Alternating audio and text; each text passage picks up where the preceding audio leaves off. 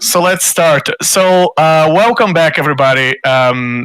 Thanks for following up with us. For those of you who are watching this series, this live campaign that we're playing, welcome back to the Chaos, where we have this bunch of glorious undead misfits that they get around, and in order to play this very dark and hilarious campaign called Payback as a Lich. If you need a quick refresher about what this campaign is about, all our players are Liches. They're all undead spellcasters who traded their souls for eternal life and ungodly power. And instead of the usual "let's save the world" shtick, they are here for revenge, for power, for themselves, and for a little thing called payback against the big bad Vecna, who became way too famous and way too powerful in the multiverse, as he is currently enacting his plan to reshape the multiverse to his desires, to his whim. Let's without further ado, let's go around the table and get to, because today we have full party. So let's go around the table and get to know who we have here. We have Creek, our bard turned lich, and it's now full of dark melodies, and some of them about vengeance and some of them about flirting. And Creek, say hello to our audience. Hey guys, I'm here, your Lich Bard. Remember, it's not about the size of the weapon, it's how you use it. All right. All right, that definitely lift our spirits. And we have also Necrotree, our blade singing wizard, who is now an undead warrior. After a little incident with Vecna, she became a lich after trying to take that. A book out of his rib cage, and that didn't really go well. So, Necrotree, say hello to our audience. Hi, everyone. All right, and we also have Cyril, our chronergy wizard. Cyril's all about bending time to his will, and after losing his wife in the botched lichdom ritual that he was fooled by Vecna to perform, he is now in search of his revenge. Cyril, say hello to our audience. Yo, how are we all?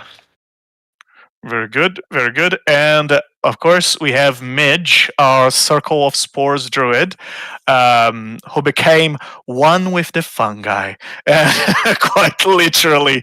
And now she's a lichen lich, and she's got the power of nature's decay on her side, and a serious grudge against Vecna.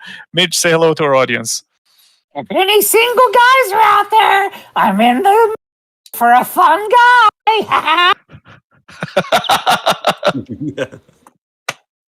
Okay, you start the session of inspiration, Midge.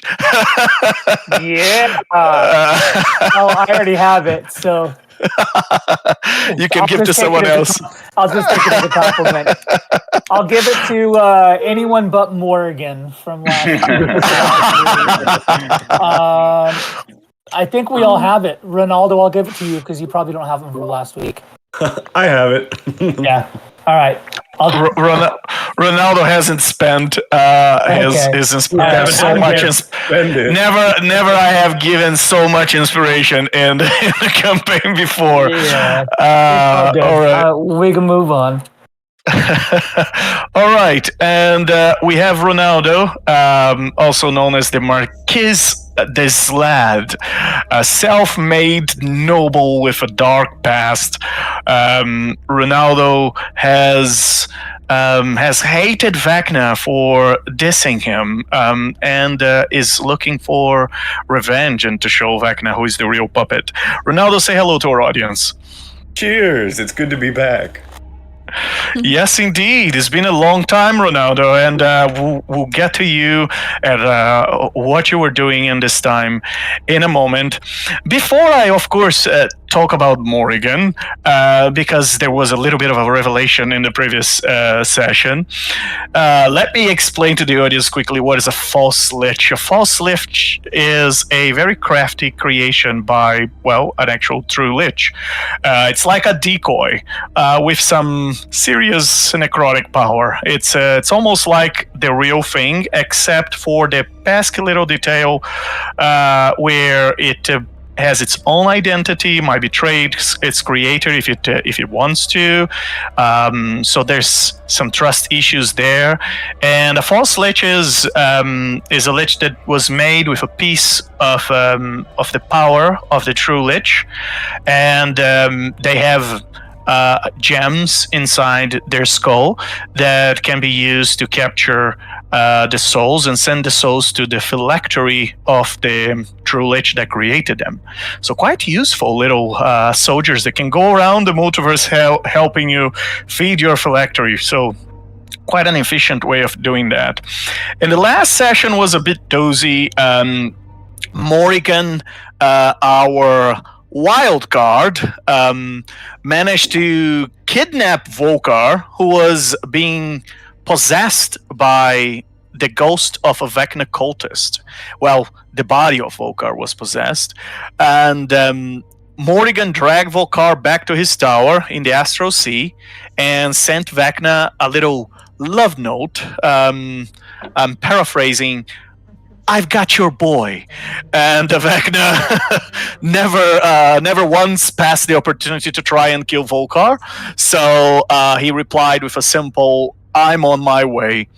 And Morrigan, now that your true identity is revealed as a false lich and a backstabbing lich, as you backstab your party in the previous session, although you might still have ways in character to sell them otherwise, say hello to our audience.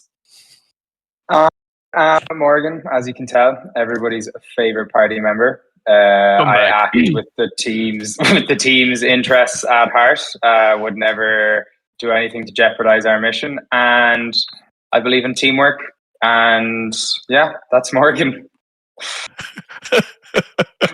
Come back. Insight check. Sorry.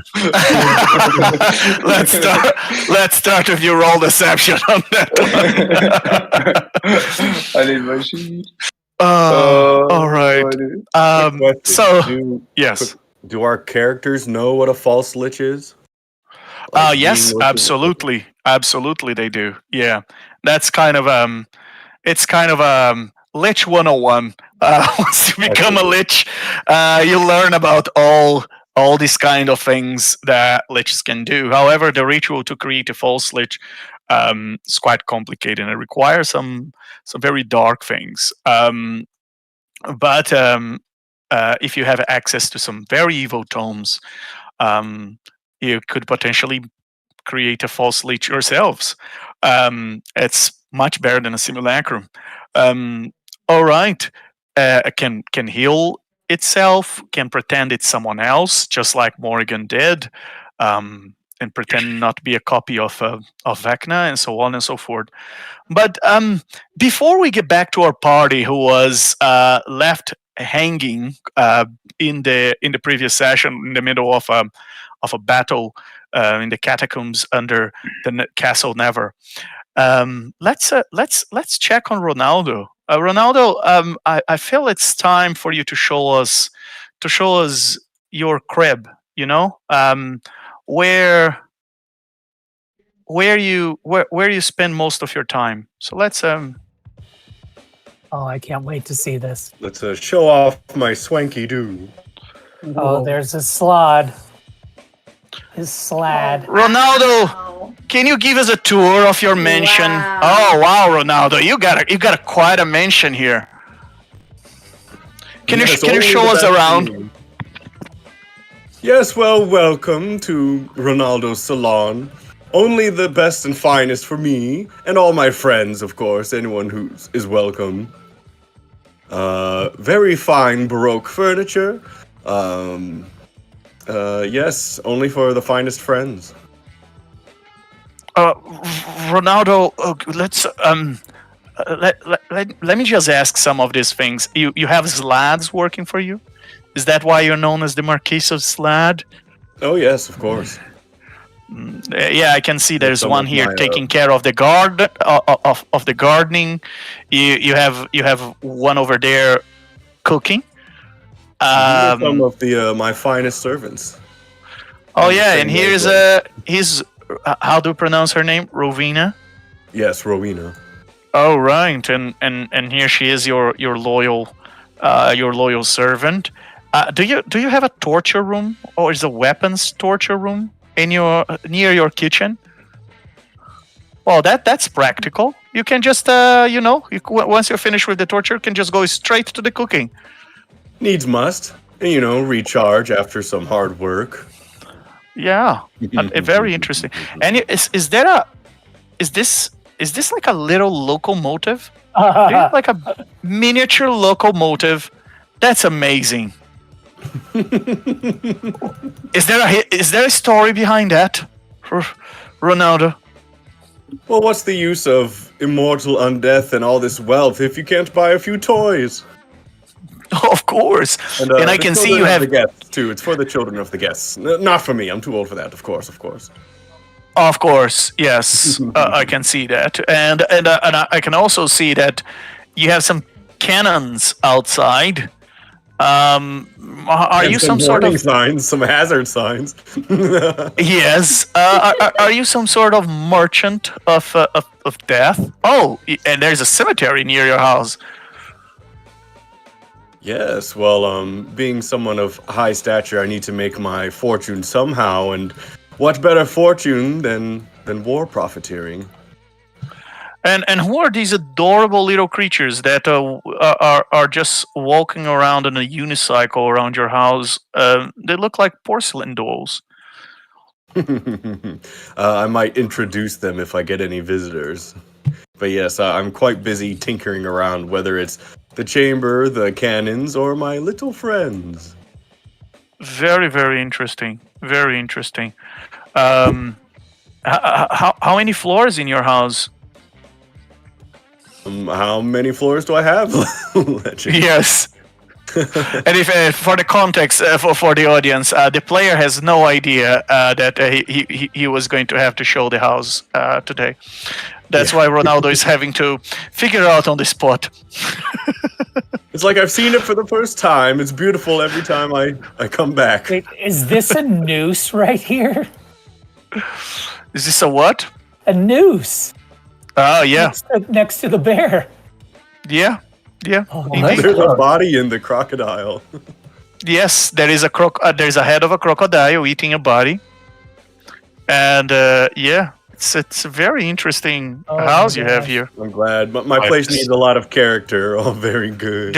There's some bones, some remains there. Skeleton in a closet, some would say.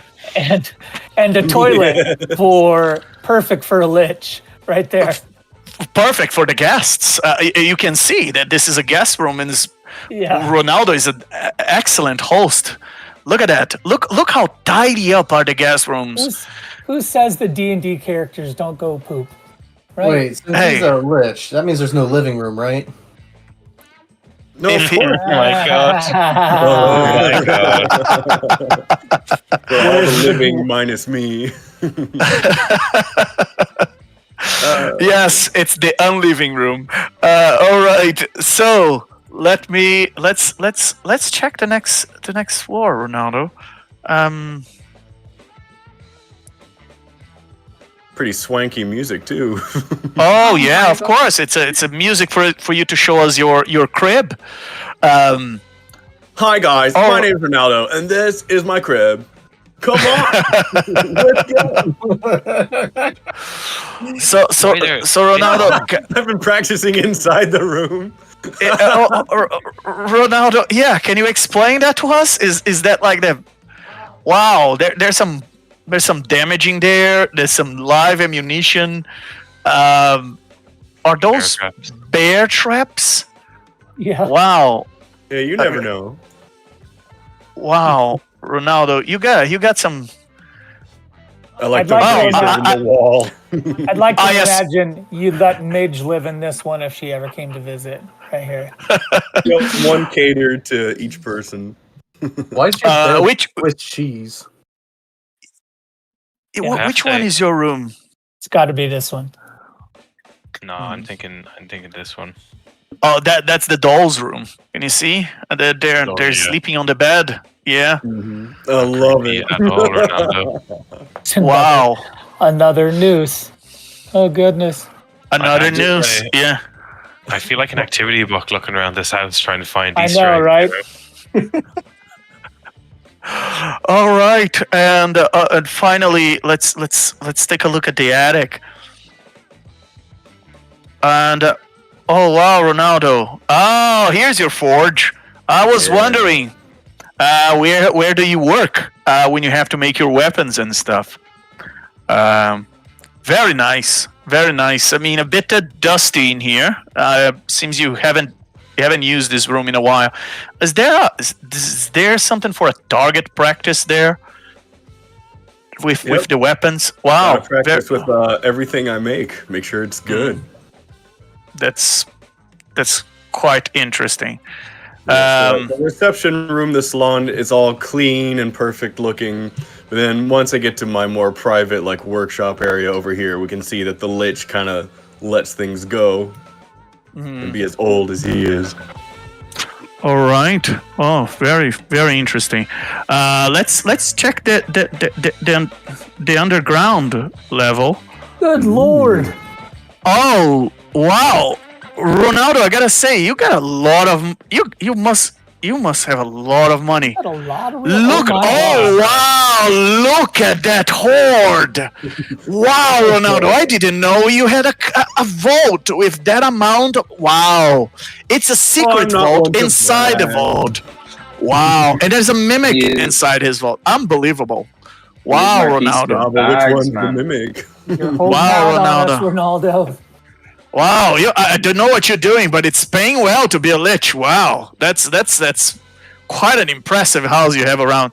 And is this is this someone?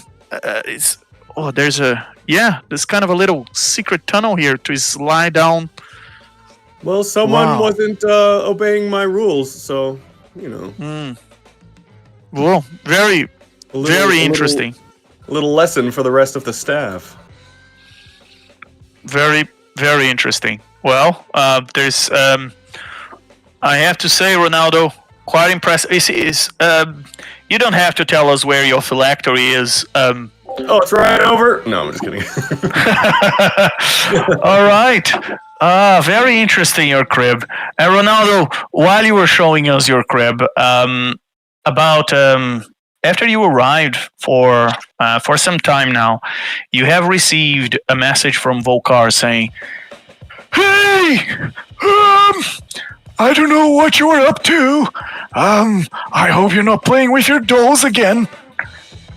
We're heading to the catacombs and the Castle Never to try and rescue Necroloompa. When you have some time, stop by." So Ronaldo was at a table, and on it he had a case with it's one of his moth collection, and he was carefully putting the last pin in a death moth. And he sat back, appreciating his work, taking a sip of red wine, when he gets the call and he says, "Oh, drat! Volkar and the gang! Oh, I knew I was forgetting something. Oh well, they couldn't have been up to much while I've been gone. All right. Rowena, do the thing." Do what thing, master? Go back to the catacombs. I've got to teleport there. So prepare the circle. What are you waiting for? Oh, it's already prepared, sir. It's in that. You just need to say the word, sir, the command word, and and you pass through the portal again. You think I don't know that? Thank you. So, Where's the command word, Ronaldo? Oh God. Almighty Portal, would you take me to the catacombs of Neverwinter, please? And, please does it. I don't know. Wow, please. What a great command word. So simple. All right, I shouldn't. Otherwise, anyone asking for tea and refills would end up getting teleported. Oh gosh, what can I do? Oh gosh. Let me bring you. Yes? I keep thinking of only things that are stupid. Well, I mean, if you're on Legends server, there is usually a pretty consistent password. Huzzah! The word is. He clicks. Well, his everybody ear. everybody knows what the command word is. Oh no, but, I'm not doing that one. Now I know. No. He just. I don't know. He's Ta-ta! much too good for that. Much too good. I like the tata. Well, Ronaldo, it took you quite some time to find this place, as you teleported back to a random place in Neverwinter, and then you had to find the catacombs of the Castle Never. It's not like you could just ask for directions to the cultists swarming the streets of Neverwinter these days, and some quite dark characters making these streets more pleasant for liches, but you still need to be a little bit stealthy to arrive here. And finally you arrive, but as you arrive, you've noticed by the semblance of Cyril and Midge that maybe you just arrived at the end of the party. Brat had a party and without me. Yeah, we were back in the Solar, and it it's this kind of a mess, but it's nice to have you here, Ronaldo. Why, thank you. It's good to be back and see all your friendly faces again.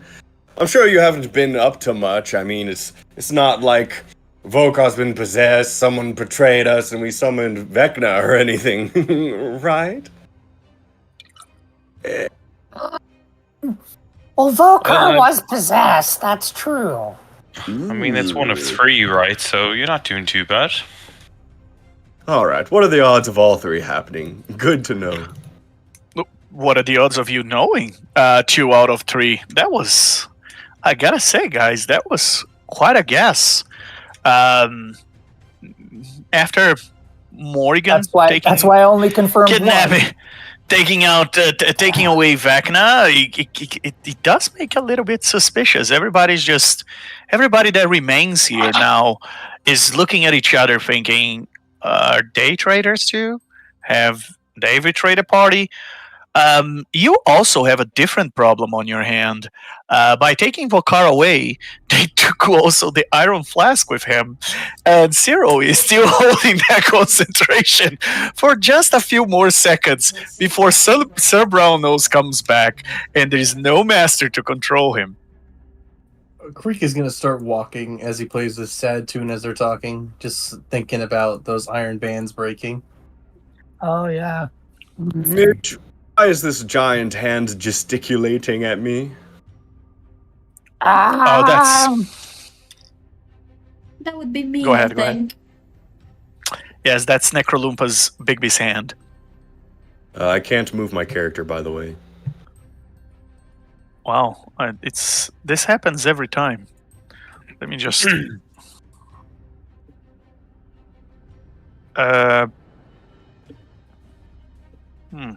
You should be able to move your character. Try again, please. There we go. Now I can. Okay. Oh, right. it's stiff. I can't. Like I did it once and now I can't again. Yeah, now I can't again. Okay.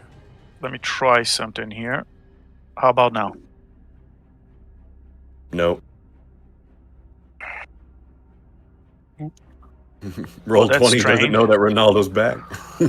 Yeah, refresh the page on your end. Okay, I'll do that.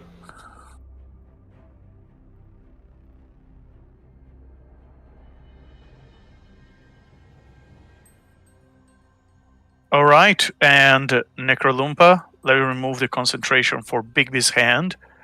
As all of you, while you are still figuring out what just happened, of course, the first thing in the Lich's mind, because you don't trust anyone, is the backstabbing Lich betrayed us.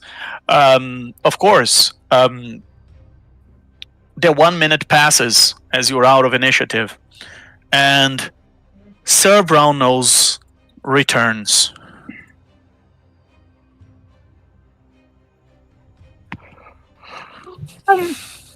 Hello? Your master's gone. I don't know what to do. We mean you no harm. We were trying to help him. Truce. He was taken by the other Lich somewhere, we think. Well, I know enough about my master's condition to know that it's pointless to slay all of you. You just return in a few days. That's true. Great. We'll just be on our way, so. It will be a waste of time. Anyway, now that I'm free, I will no longer be known as Sir Brownose. I will return to my previous position. And Sir I Pink-Eye? will enact my revenge in due time. And as he says that, he just flies by you, Ronaldo.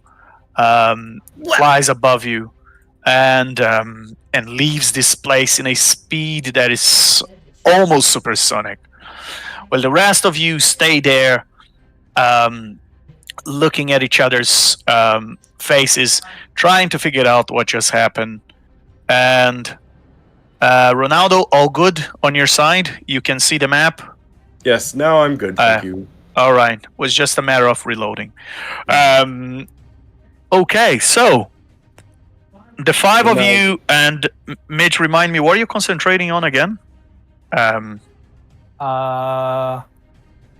think your concentration was gone. Oh, was it tree? It was. No, you turned into I turned into the eagle to get up here. Yeah. Well, okay. All right. Okay. Sorry, Ronaldo, interrupted you. What do you want to say? Just that Ronaldo approaches them and asks for a recap, what happened while he was gone, and, that they inform me, just real quick.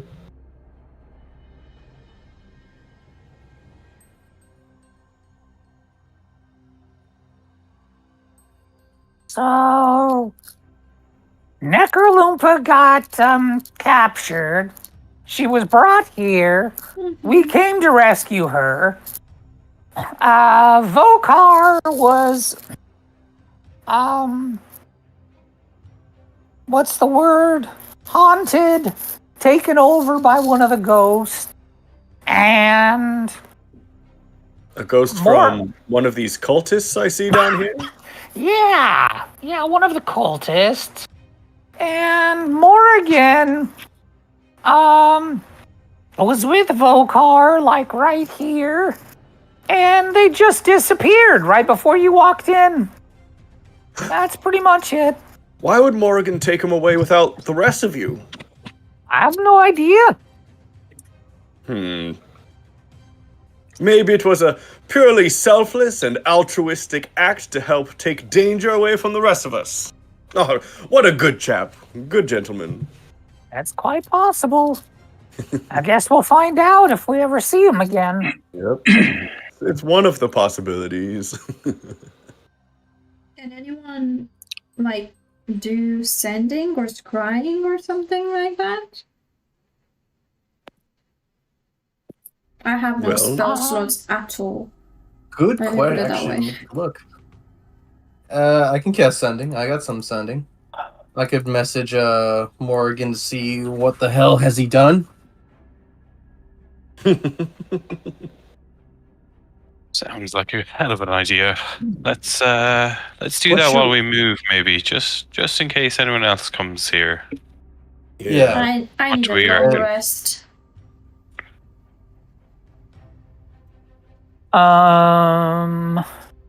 So where Enough. to, guys? Hold on, because we're gonna have to get out of here, right? Yeah. Yes. Want to backtrack to the graveyard? Yeah, hold on. I will cast Windwalk on all of us, 8th level, so we can bypass all of the craziness to get out of here. Excellent. I'll cast Pass Without a Trace as well, and focus on concentration of that again. So there you Very go. good. Very good. That was an excellent choice, because the moment all of you turn into gaseous forms and you start to fly out, Gasu just enters the room Whoa. and he just looks around Oh, confused as all this wind passing by him, and he goes to the ledge and says, "Ah, my master is not gonna like this. She escaped. Oh, I should have known better. No, couldn't even leave her without someone watching for 5 minutes." And you guys just kept the end of it. Well, at least my master got to talk to her a little bit and charm her. What? That's Mm-mm. that's what you hear. That's what he's saying. At least my master got to talk to her a little bit and charmed her. Traitors abound. As you all leave in Castle Never and flying out, and you just got the end of Mr. Sunfolk speaking out loud. Let's cut back to Morrigan, back in his crib, as he's in there with Volkar, still possessed, still incapacitated, and still invisible, thanks to a potion of invisibility he drank, and the effect hasn't expired yet. Volkar prayed, or the ghost inside Volkar prayed to Vecna, and you have summoned Vecna here, Morrigan. Anything else we should know?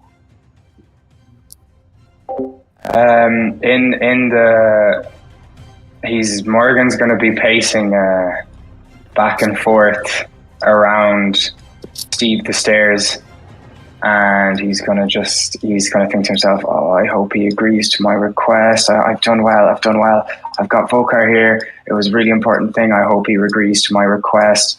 Oh, I hope he doesn't kill me straight away, but I am a part of him, so it doesn't. Oh, I've never been so afraid to meet myself. I've never been so nervous. Oh my God, is this what split personality is like? Oh no!" And then he's just going to get down to his knees and start praying. And you hear steps coming up the stairs, and suddenly you see this very large creature. The first thing you see are the massive hooves as he reaches the top of the stairs, and those hooves are familiar to you. Oh, Gary! As he's returning with a big basket of fresh veggies, and he says, "Are you having visitors again and not telling me, Morrigan?" Oh, Gary, we're in for a treat, Gary. You're the best ghoul goat a man or a false lich could ask for. We're gonna meet my master. Oh, this is Vokar, by the way. Well, it's not Vokar. Vokar is possessed by a spirit. But Gary, have I ever told you you have such amazing horns, shoulders, ears, eyes, nose, legs, arms, tail, everything about you, and Master's gonna love you too. I think we have to talk. Okay, Gary, anything for you? Can we go to a more private place? Yeah, let's go to your floor, your whole floor. It's right below this one. And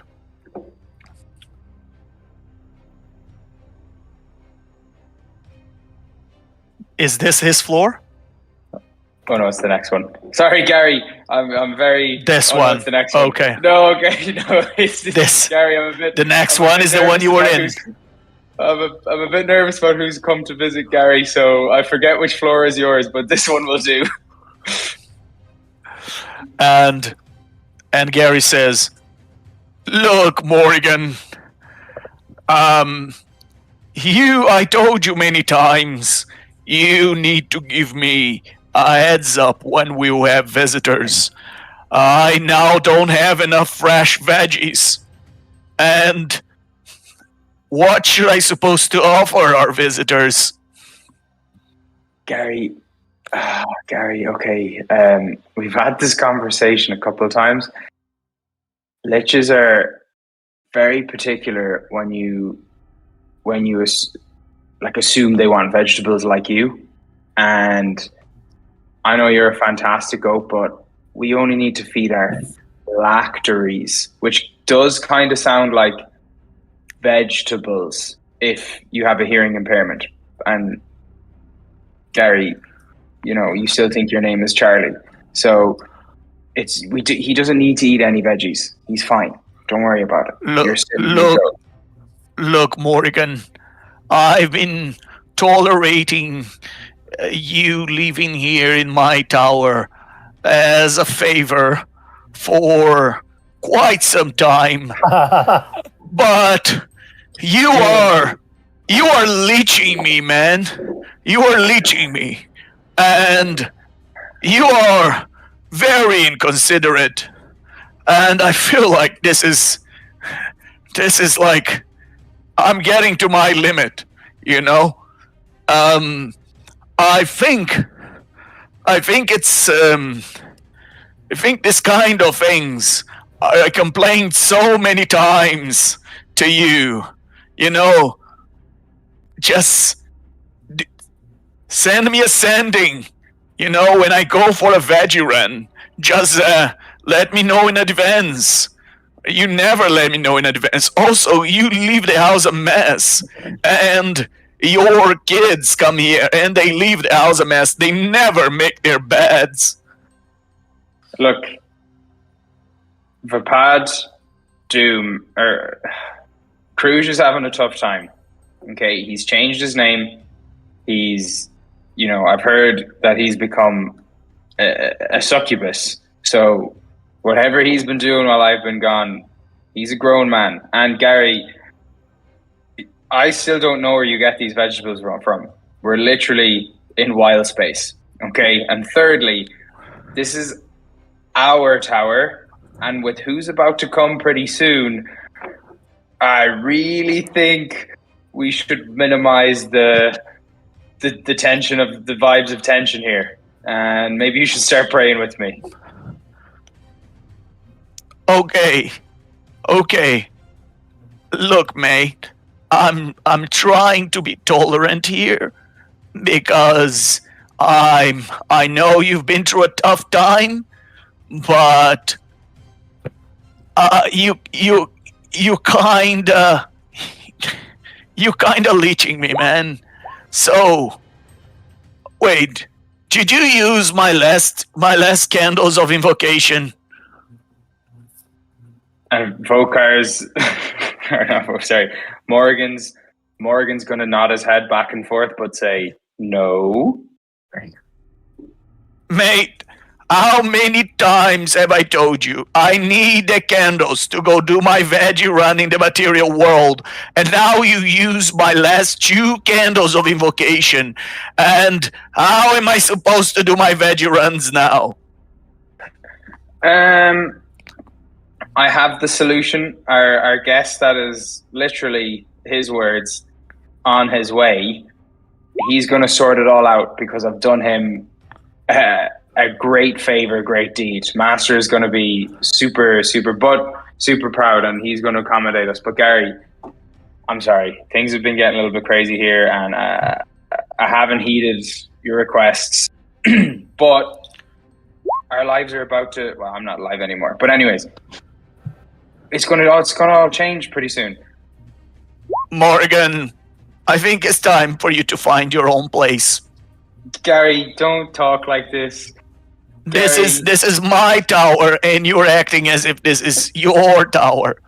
And you've stayed here long enough, and I've been super tolerant, but I've complained about these things like a million times. And you're just a shitty roommate.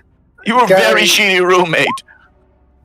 Gary, you've been talking like this has been happening for a lifetime. We've only been roommates for 350 years, right? It's basically a pebble's throw. Gary, look, I know I'm not moving out. I know you don't want me to move out. You're a little bit emotional. I definitely want you to move out. That's what I said. You should get your own place. No, I think it's time you find your own place. Get out of my tower. Stop leeching me, man. Gary, this is my tower and we know it. This is not your tower. Mate, my picture is on the windows. My picture is on the window. That's why I put it there. Mate, I thought putting the middle fingers scoped outside would give you a clue, but you still keep coming here as if you don't even. It's like you never get a clue. It's about time you get a clue. Also, you've stopped spending my candle. It's quite expensive. It's not easy to find them. Look, Gary, we have a guest here in Vokar. You can clearly see Steve the Stairs is getting uncomfortable. I haven't even checked on Edward the Eye and Charlie That's another thing. That's another thing. Stop naming the pieces of my house, mate. It's my tower. Gary, this is my tower, and I put those things there. And I literally, you are called Gary the Goat, just like Taylor the Toothbrush is Taylor the Toothbrush. Okay, Charlie the Chest, Rick the Rock, and Dan the Dirt. Okay. I should know better than to trust a crazy lich to come live in my house as a roommate. Now you are trying to take over. You are mooching my house away from me. Gary, you're making what would have been my eyes water, and you know when that does that because I'm a lich, my eyelids get all janky and my right eye falls out. So I need you, Gary. I'm about to have the most important business meeting of my life. I don't need this right now. I don't need it. Okay, you're holding me back. All right, this is my tower, and we're under my rules. You are holding me back. You had no place to sleep before I took you in, and I was nice to you.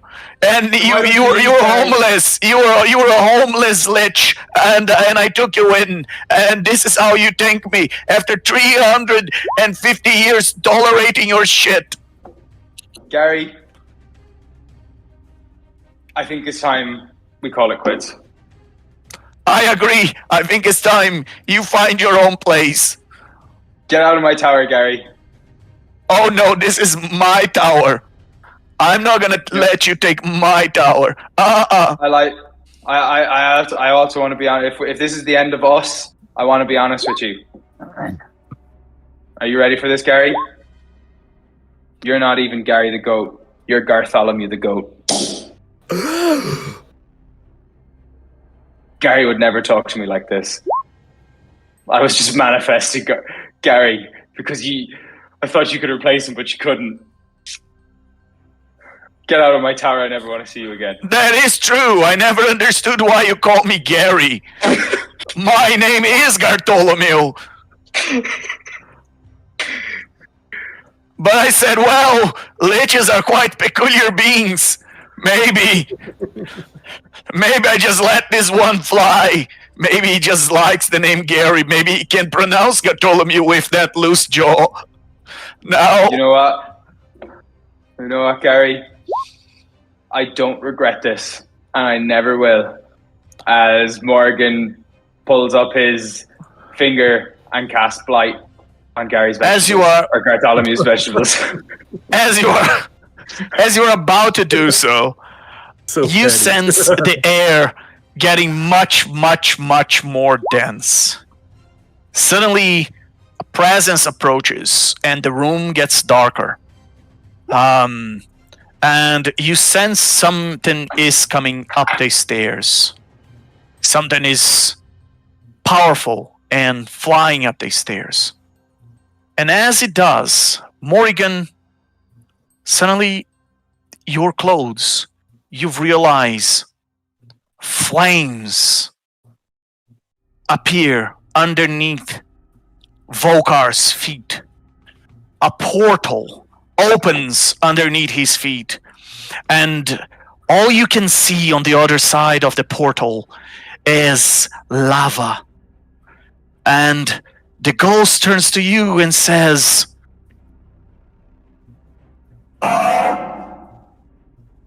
help. And before she could even pronounce the last letter of that word, Volkar dives into a pool of lava inside that portal, and his body is destroyed as the portal closes. Well, Bartholomew, you really fucked up now, didn't you, Bartholomew? You ruined it all. And Bartholomew turns to you and says, karma is a lich! Oh, I'm so glad your vegetables are rotting in your basket. And just as he says that, coming up the stairs, you see someone that you really fear. Oh, and Morrigan drops to his knees, head to the ground. Whispered one. It's an honor.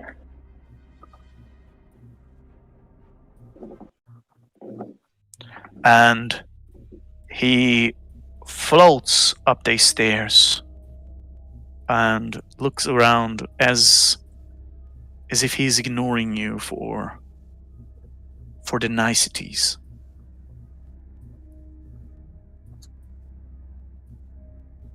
Where is Volkar?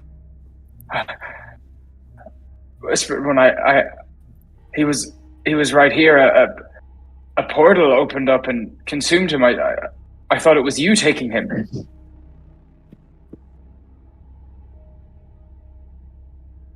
Morrigan,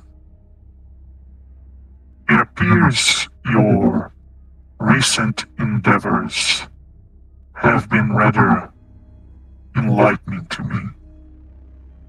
It's fascinating to me how even the most gifted, like you, can sometimes reveal themselves to be, shall we say, disappointingly fallible. You were giving a task that for someone of your supposed stature should have been trivial. Yet, Volkar, a creature you clearly deemed beneath your notice, managed to elude your grasp. One might almost admire such an oversight, where,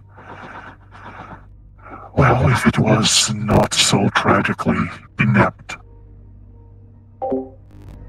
I wonder, Morrigan, if I perhaps overestimated your abilities, or more amusingly, you underestimate my patience. Master, he was here. If Morrigan looks to Bartholomew, tell him.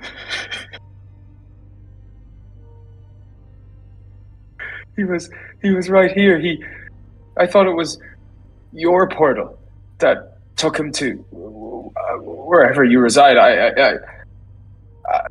I didn't fail. Someone, I don't know, a deity or something intervened. Maybe it was one of the foul creatures that I escaped with Vokar with. But they don't know. They don't know anything. Bartholomew looks down at his vegetables, then back up at him and says, I didn't see anyone.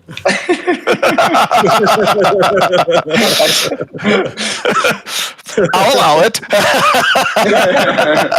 I set it up. That's what I wanted.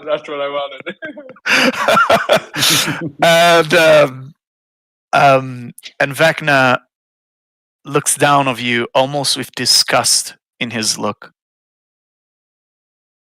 To think that Vokar, with all his predictability, could outmaneuver you so effortlessly.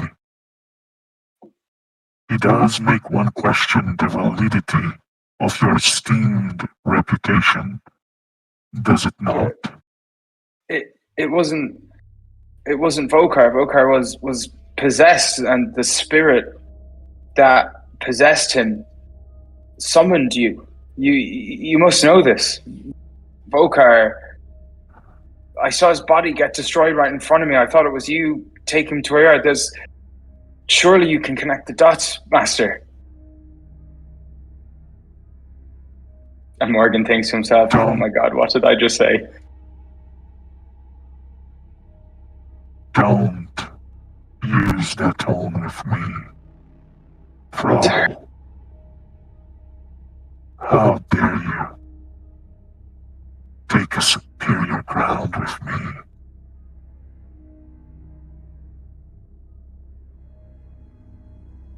You know he's a master spy. He's a master of contingencies. You should have anticipated a contingency spell. He has done so in the past many times. My presence is enough to trigger something like that. But let us not dwell on the past, though he does cast such a long shadow over your record. Consider this a lesson in humility, and a rare opportunity to reflect on the dangers of complacency and the perils of overconfidence. I trust you will not repeat this oversight again. After all, even the most resilient Lich can find themselves in quite unfortunate circumstances when they fail to meet my expectations. Now, return to your duties, Morrigan, and do remember, the next time you are given a task, that my patience, much like your competence, is not without its limits. Of course, Master. And in a dark rift that opens behind his back, Vecna takes a step back and disappears from the room. God damn it, Bartholomew, why didn't you stand up for me? We have 350 years of history. Well, Karma is a lich. Do you realize how far I had to go to get fresh veggies, and you just destroyed them? And then you have wasted my candles of invocation. I can't even do a food trip to get my veggies anymore. You know what, Morrigan? I'm done with you. I want you out of my tower by the end of the day. This is my damn tower, and you know what? I'm going to say it. I'm glad I used your candle. Oh, you take that back, or I'm going to eat whatever you have in that hollow skull of yours. As you say, Karma's a lich. And There we you go. can click on your token and roll initiative. Oh, God damn you, Bartholomew. Hey, Legend, while he does that, look at the DM I sent.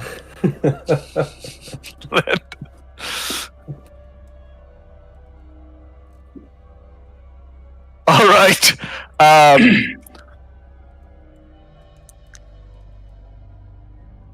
Send your spell.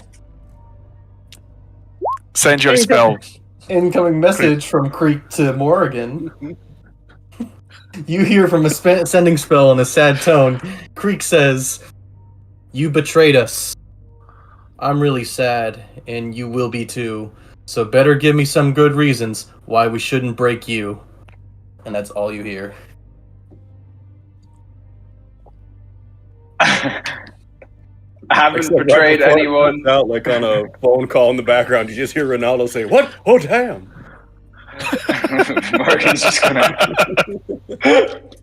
in his 25 words. Haven't betrayed anyone.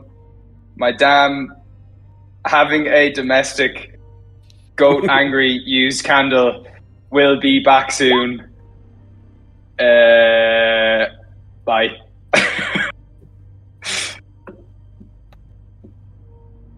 And I say to the party, "I think his wife is a goat.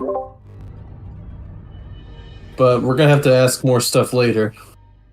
His wife is the goat? It says a domestic dispute and a wife a goat. What? Is that a pet name or something? Well, when you're No, he's always going on and on about how much he loves goats. A little creepy, if you ask me. I was hoping that was a euphemism. Well, when you've been a lich for that long, you develop some quite perverted tastes. Don't be so scandalous. Volcar. He didn't mention anything about Volcar. Nothing about Vokar. So That is a bit suspicious. I'll send him another message afterwards. Let's get out of this castle. He's in a domestic dispute right now. Ronaldo brings out a little notebook from his jacket and starts to write, "Blackmail on Morrigan." Oh, Ronaldo, I miss you, man. And well, you are in the outside of Castle Never. As the tension between Ronaldo and his half goat, half mind flayer, half man roommate. You said Ronaldo Bartholomew. Yeah, Morrigan. Yeah, sorry, Morrigan. As the tension between Morrigan and his roommate grow into an altercation, let's get back to Castle Never. So, you are just in the outside of Castle Never, and now you have to figure out where to go next. So, where do you guys want to go next? Well, guys, that was tough. I'm glad we got you back, Necrolumpa. Did he do anything to you? No. But Legend, regarding what you said, is there any what is it, like investigation or perception that I can roll to understand more about? Yeah, can we do an insight on her? Yeah, We all heard- yes. We all heard that Absolutely. she was charmed. So Yeah. myself as well, Absolutely. an insight? Okay. If for you would be more like an Arcana check. Arcana, okay. Yeah. Real good Ronaldo. insight. A Ronaldo 23. pokes her with his cane. What's all this Oh, about God. being charmed? I want Like to that know ghost as I charmed? well. First roll since coming back. Let's go. It's pathetic. It's a 2. Let's go! No, never mind. I was like, I trust her. I think Surely a 19 gives us something. I think I rolled the highest, the 23. All right. So you know enough of arcane magic to know that you are not charmed in the sense that you are not enchanted by magic. You are not under anyone's control. But Vecna did say that he put his eye on you, and and he gave you a supernatural gift, also known as a charm, which allows you to cast clairvoyance as an action without spending a spell slot and requiring no material components. And once you use this ability 3 times, the charm vanishes. He said he was quite interested in you, Necrolumpa, and he saw a lot of potential in you as a resource, of course. And well, he casted that charm on you, and the charm of the Eldritch Eye. Do we know if that means he's spying on all of us, like he can see us at all times? It's a No. two-way thing? He cannot. It's like now that he's a deity, he granted her a sort of a blessing. That's in cleric terms, it means he just blessed her. So to you guys, it means that he's interested in her, and in turning her. Now, if that was enough to turn her, that's a different thing. Based on your insight check, Cyril, you and Midge, you suspect Necrolumpa is not corrupted. Not yet. You think this was probably an attempt to corrupt her, and maybe Mr. Sunfall detected your presence, and he was playing you guys. Yeah, that's exactly what I had in mind, I swear. While Ronaldo and Creek, for all you can tell, it's fine. There's nothing to worry about. It's just Necrolumpa. She's herself. It's okay. I think I'll actually toughed it tell out. them. I'll share the fact that he gave me that and just say, oh, he just tried to bribe me. But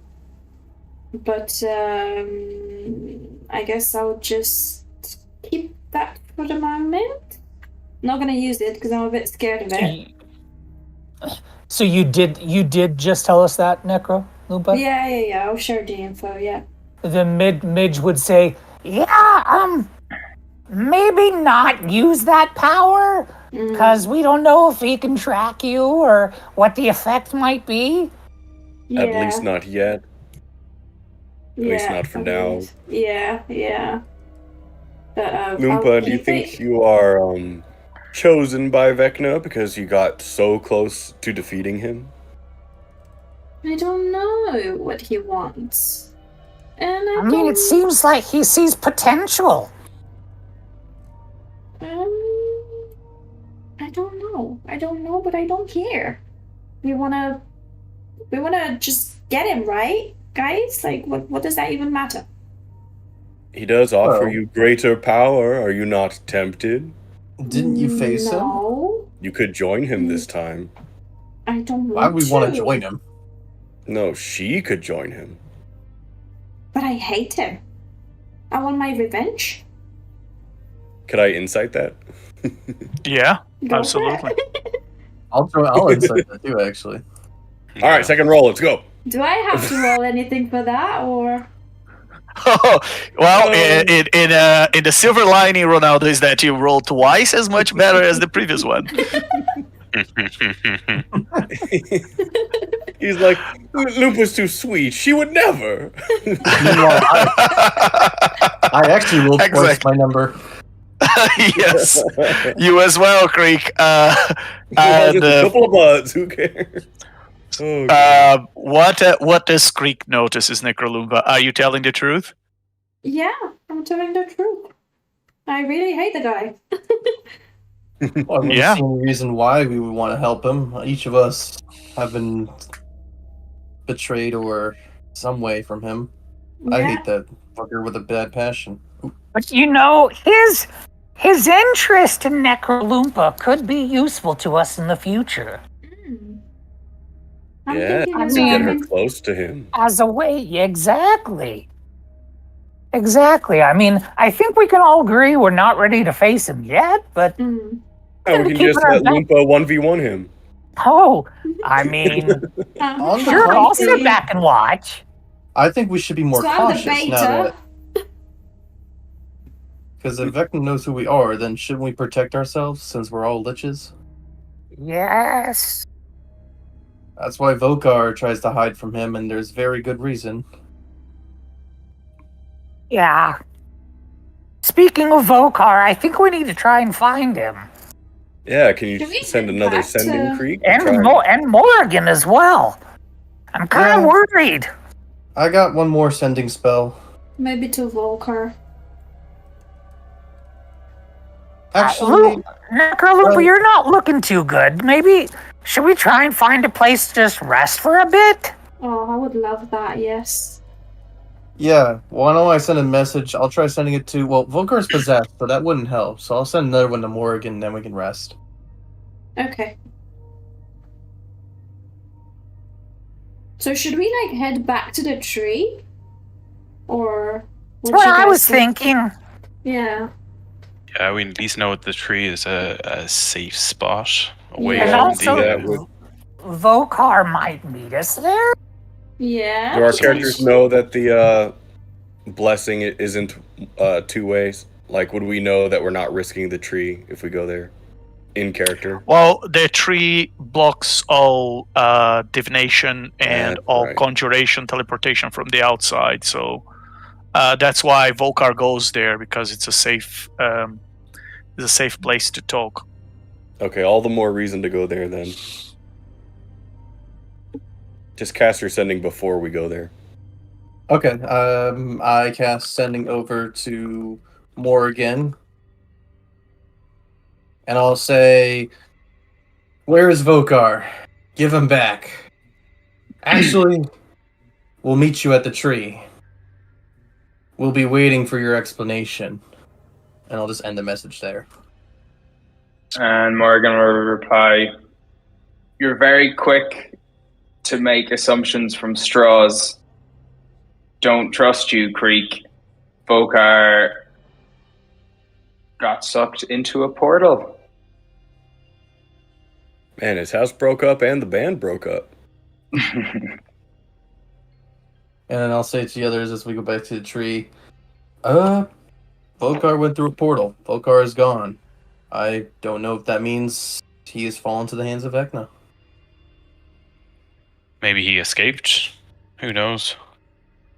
I mean, he's not a weak lich by any means. The case or any means. Well, Morrigan took Vokar, and if Vokar escaped, that means something happened between the two of them. Well, we're only speculating that Vokar was taken by Morrigan. Yeah, we have don't know what So kind of good portal. Do any of you guys who has not captured a soul for their phylactery today? Oh, Zero I think is Ronaldo. extremely hungry.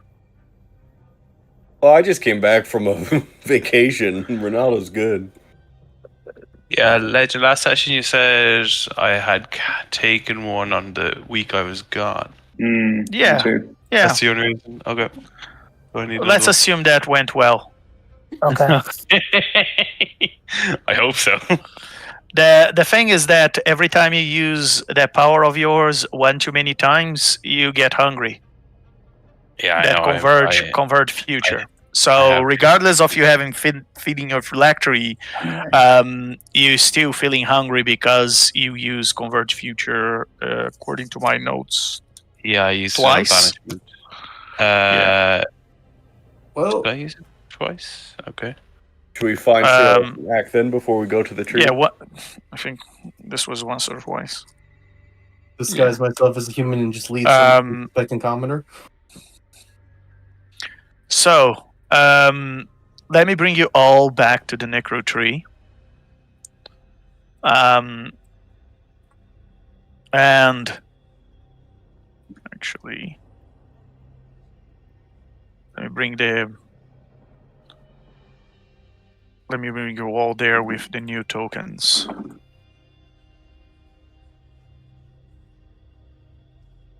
There you go. All right. So, you are all back to the rendezvous as you are waiting on Volcar and Midge. This is already your multi-sided token, by the way.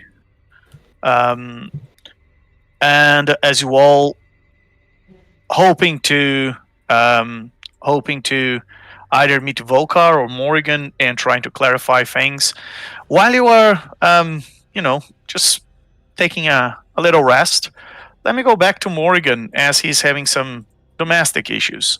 Well, Morrigan, you casted Blight, and Bartholomew is not happy about that, so he is going to use his Mind Blast on you. And you gotta do a DC 15 intelligence saving throw to avoid 21 points of psychic damage and and becoming stunned. Oh wow. That sounds about right for a domestic dispute.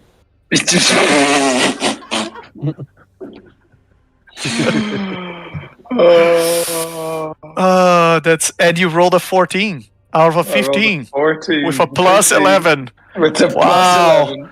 Karma is indeed a lich. Look at that. You are stunned. And for those of you who don't know, stun conditions were written in our campaigns. Target speed is 0, and you can only speak falteringly. On your turn, you can either use an action or a bonus action, not both. You cannot use your reactions. You automatically fail strength and dex saves and checks. Regardless of your abilities, you cannot make more than one attack during your turn. All attacks against you have advantage. All attacks you make have disadvantage. And yeah, you took 21 points of psychic damage as Bartholomew. Don't you disgrace Gary's name. just stunned you. And of course, now that he stunned you, he is going to do his tentacles attack, as he says, "I'm going to empty that thing you call a skull!" And he is going to attack with his tentacles like a good mind flare. And that's an 18 to hit. I am stunned. I cannot take reactions. That hits. And that's 14 points of psychic damage. And you are grappled. And the DC to escape this grapple is 16. Well, guess who's cast 2 wish spells? And remember, grapple, you can use, I assume your strength's pretty low, but if you have good dex... Yeah, his strength is ridiculous. You can read at the moment. Morgan, what is your strength? Can you share that with us, please? His strength is currently 3 because he cast wished. He cast wish to send you guys to that prison, and that prison. Remember, for the audience, remember that prison they just went in outer space that had nothing to do with anything, and then they encounter Chronapsis. Yeah, that was one of Morrigan's wishes to get rid of the party, and that's why he has currently strength of 3. But it's, of course, guys, this is off character. In character, you guys don't know. Well, Bartholomew is now grappling you, and while you were being grappled by him, you were also stunned by the grapple. So you have 2 reasons to be stunned. And he like makes. to imagine the tentacles are just like completely enveloped around Morrigan's head. And Morrigan, what would you like to do? By the way, while you're grappled, you are incapacitated. I speak faltering now, so like, you, Gary would never. And Morrigan will cast. I can only do an action or a bonus action. Morrigan will cast Cleanse at 8th level on Bartholomew. Cast what? Could you repeat? Flense, Flense. Okay. Oh, all right. Flens. All right. Okay. It does have a verbal component, so and you can't hold concentration while incapacitated. So as you try to cast Flens, it doesn't. You are unable to make the vocal, the verbal components of this spell. Maybe Vecna was right. My abilities are bad. Is Morrigan a robot now? What the hell is that? I speak falteringly because I'm stunned. Plus, he's got tentacles wrapped around his face. Yeah. Yes, he has a massive gold, half gold, half man, half mind flayer, half goat man, half mind flayer. Something like that. I'm sure the player is loving He's being. no goat. He's no goat. He's not a real goat. He's a terrible card as a goat. No. Hey! You were your own world. Your own words. You were saying wonders about Gary, your roommate, in the previous session, and now that he's here, and we get to know that he's actually a good guy. Let you live in his house as a favor for 350 years, and you couldn't even not destroy his candles of invocation. Bartholomew is delusional. Bartholomew is delusional, and so is Morrigan for letting him believe he was Gary. Oh boy! Well, you can roll DC 50 intelligence save to get rid of one of the sources of stun, which is the mind blast. Well, that's an even worse roll. Well, it seems that Bartholomew is now going to attempt to extract your brain. Please. And oh god, you know how much? That's a crit. I'm a lich. Oh wow! Well, there is something inside your skull. And he just rolled. I'm gonna screenshot this so you guys, so you believe in me. All right, so. Gary has advantage on this, of course, and that was a crit. Oh, look at the damage! Oh, look at the damage. Oh my god! Is that doubled? Yes, 100. No. That's already accounting for the crit, so that's 109 points of damage as Bartholomew is munching your head in order to try and suck whatever is inside of it. Bye, Morrigan. And Morrigan. No, he still has 28 points left. Morrigan, what would you like to do? This is probably your last turn. Morrigan's gonna say, I can't do anything with verbal. Oh, fun. Morrigan is every single. No way is this. Morrigan is going to free action cry, and he's gonna be like, "Take me, I'll be with Gary."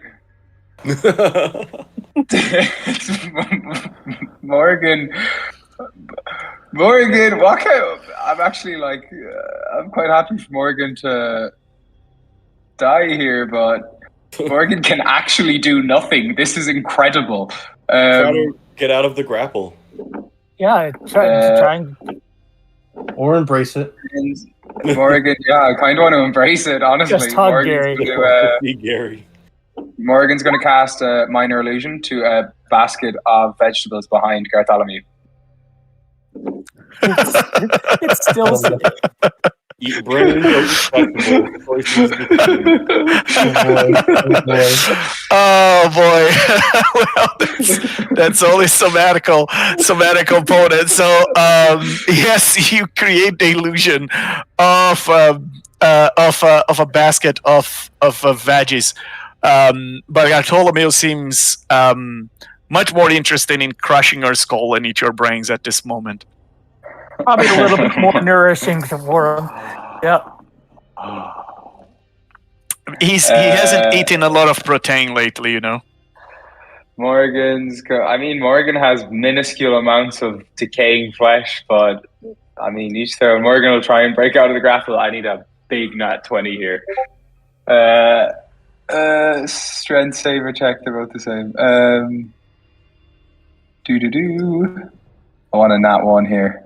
No, I got a 16 minus 4, 12. Crunch. Well, Morrigan, you can hear the cracking of the bones in your skull as Gary the Goat is going to extract whatever brain you have inside your skull. That's not Gary. Gary would never do this. Bartholomew, as he... Oh my god! No. No way. Give me another one. Give it to me. Oh my god. That's amazing. Karma is indeed a lich. Yes! Look at that. Oh. Yes! Wow. Another nat 20 for this attack. All right. And that's really 71 points of damage as Bartholomew crushes your skull, Morrigan. And the last thing... What are your last words, actually, Morrigan? What are your last words?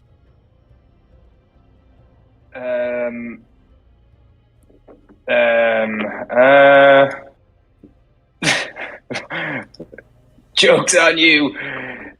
They weren't real vegetables. And as you say that, you hear the cracking of your skull as the pressure makes your very ancient skull cracks into itself and implodes as Bartholomew munches your head and spits out those 2 gems that you had as eyes on the ground, and you can hear the little tink of the gems hitting the ground. Oh, Yeah. that's interesting. And he continues to crunch Like stomping on an aluminum can. And just like that, Morrigan, you are no more. Meow, meow, meow, meow. Is the gems or what made him Let's... Yeah. We'll see you next week. a false lich? Let's Interesting. for the falling hero.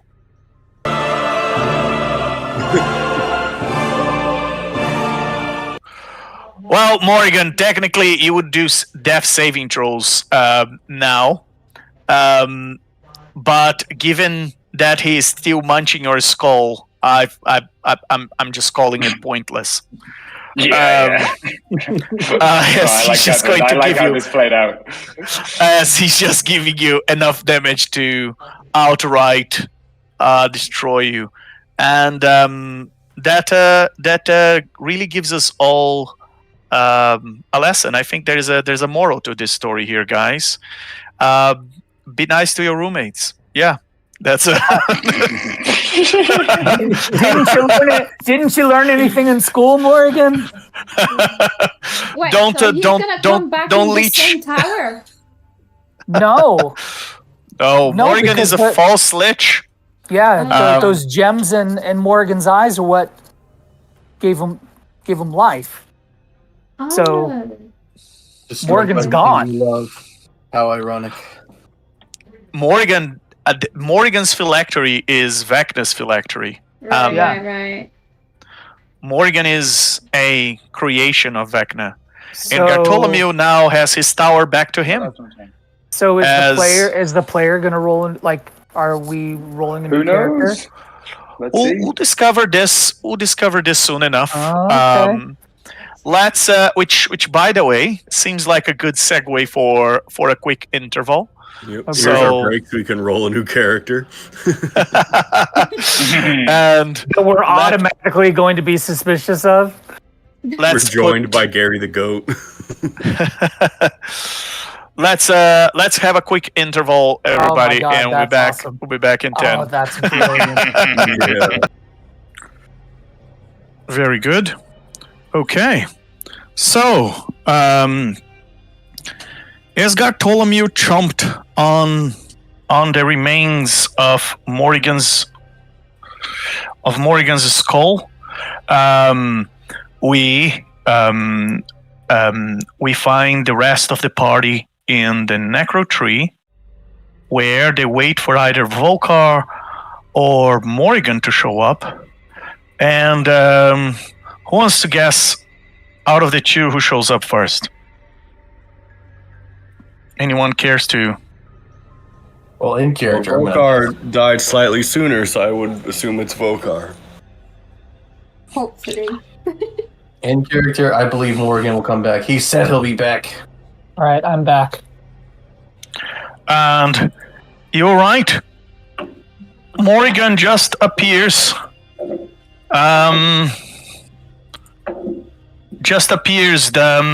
Walking out of the path from the teleportation circle of the Necrotree, and he has a slightly different look to his face. He seems almost a bit clueless, I should say. We're still on the bathroom graphic. I don't know if you knew that. No, I dragged you to the Necrotree, and now it should have worked. There we go. All right, Cool, thanks. great. All right, so,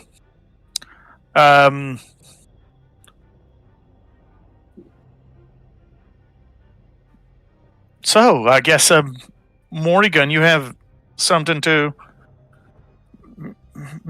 explain?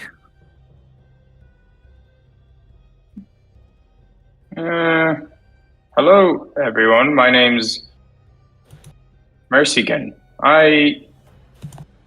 You guys seem super familiar with each other.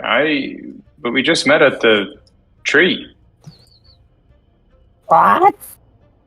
What did you say your name was? My name's Mercy-gan. Where's Morrigan? I don't know who Morrigan is. Oh, Mercy-gan, it's good to have you. Tell us who you are. My name's Mercy-gan. I'm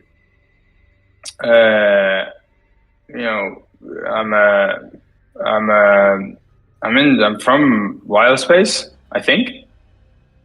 I feel like I have family. Had. I don't know. It's weird. It's not like deja vu seeing you guys. It's like, how long have we been at this tree? It feels like days. He just got back here. No, we just got two here, and we were like, we were speaking to Volkar. How do you know about Volkar? Insight check, please. Yes, by all means. Yeah, I understand. 29. Ronaldo yells, "Imposter!" and pushes I Morrigan rolled a towards crit. Necrolumpa and Cyril. And Cyril Midge, he seems genuinely confused. I How do you rolled a know who crit. Does it Volkar make is? a difference? A what? I rolled a net 20. Does it make a difference? Yes, you get inspiration. Oh, I already had.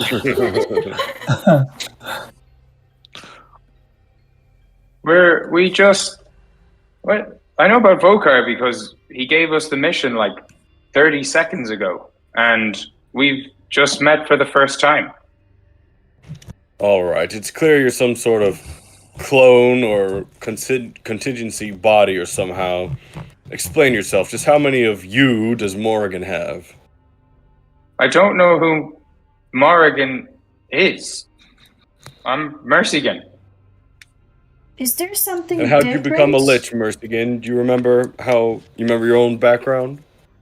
Yeah, I told you guys how I became a Lich. I was, oh god, you guys, like, I know you're Liches and you don't have ears or eardrums, but I'll go again. I was, wanted to become Neverwinter. I hate everything apart from Neverwinter, and then I went to Wildspace to create an army to kill Vecna because he tricked me into becoming a Lich.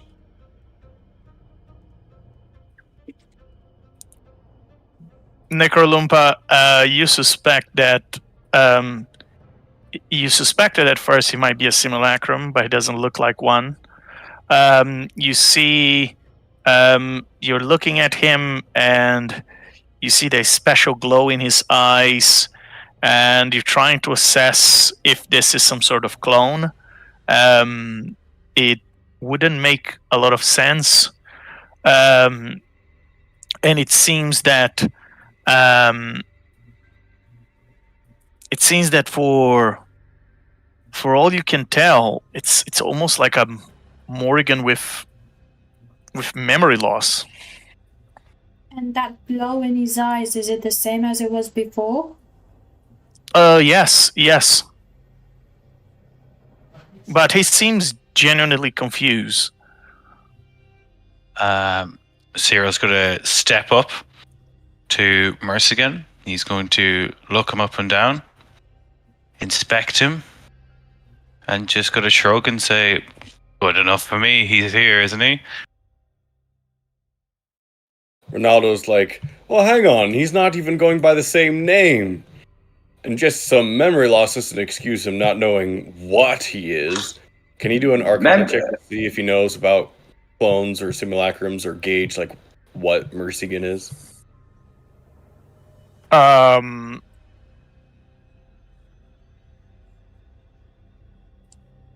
Yeah, go ahead. Ooh, much better, finally. He definitely doesn't look like a simulacrum to you. And he seems like Morrigan. Exactly alike. If it wasn't for the slightly change in personality. But physically, with what we see, with what we observe, there's no difference. Except for the personality change. Yeah. Interesting. Okay. Ronaldo is like tapping his cane in his hand, and he says, explain to us again how you became a Lich and what your feelings are towards Vecna. What do you want to do with him? But then he's gonna cast Zone of Truth. And that goes over all of us. Yes. And while I'm at it, what do you all think about Vecna? All right, so as Ronaldo... So you all got to make that save.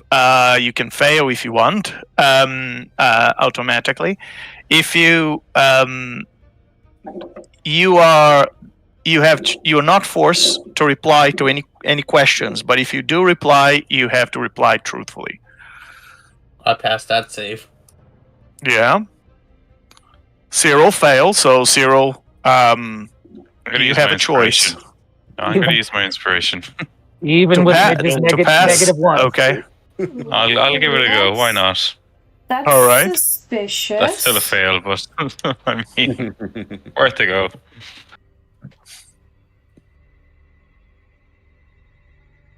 What was Music is good suspicious, for the- Necrotree? That he used his inspiration to re-roll this so he doesn't have to say the truth, no? And he still missed by one. Yeah, I failed And as well. Morrigan or Mercy-gan, Necrolumpa, and Cyril, you three fail. Well, anyone have anything to say? I'm going to use deception on us. I'm like, well, his memory will come back, but I'm glad you're back, Mercy-gan. In due time, we'll figure things out. But for now, let's plan something else. I trust him. I'm gonna do that. But glad I'm back. I just got here. We just got here, and 30 seconds ago we were speaking to Vokar. Your Back. avoidance, all of you, speaks volumes. Yeah, I you're mean, right. the fact that he's saying that we just got here, surely in the throat or the zone of truth says it all, no? Kinda. Ronaldo is hopping around to each character, and he's like poking them in the chest. What do you think about Vecna? You want to kill Vecna? I think he's a scumbag. A man must die. The somewhat of a man. Used to be a man. He narrows his eyes at Cyril, and he says, okay. Midge looks up. Listen, we can sit here and question him until the cows come home, but we've got bigger fish to fry. I think we need to move on and start getting things done a little quicker. What do you say we go after one of the rod parts? I'd like that idea. We definitely that's should a great focus idea. on that. But quicker. I mean, we're Liches. We don't do anything quick. But I agree. We should make way. Vokar, are you around? Oh, Vokar will find us. He's found us the last couple times. Your volume is very low, Necrolumpa. Did you hear me though? You did, right? Yeah, Okay. very low. Yeah. Is it better now? Yes. Slightly. Slightly. Okay. Yeah. There we go. Use All your right. theater voice, like I said. All right. So, People still aren't answering Ronaldo's questions. He's gonna look straight at Mercy-gan and say, "Do you want to kill Vecna?" And well, no. Do you want to kill Vecna?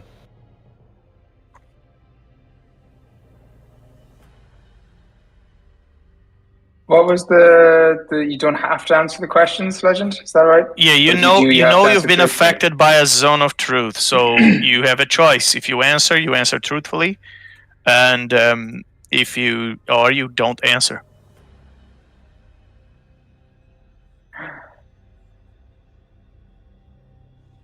I'm unsure. That's an answer, though, no? Ronaldo swings around. Bastardo! All of you! This is a sham! What have I gotten myself into? That tongue roll was impeccable. It was so good. Oh, thank you. Thank you.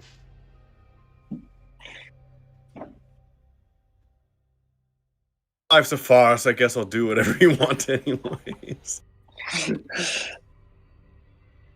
Listen, That is the worst that can happen is this guy kills us, but we come back.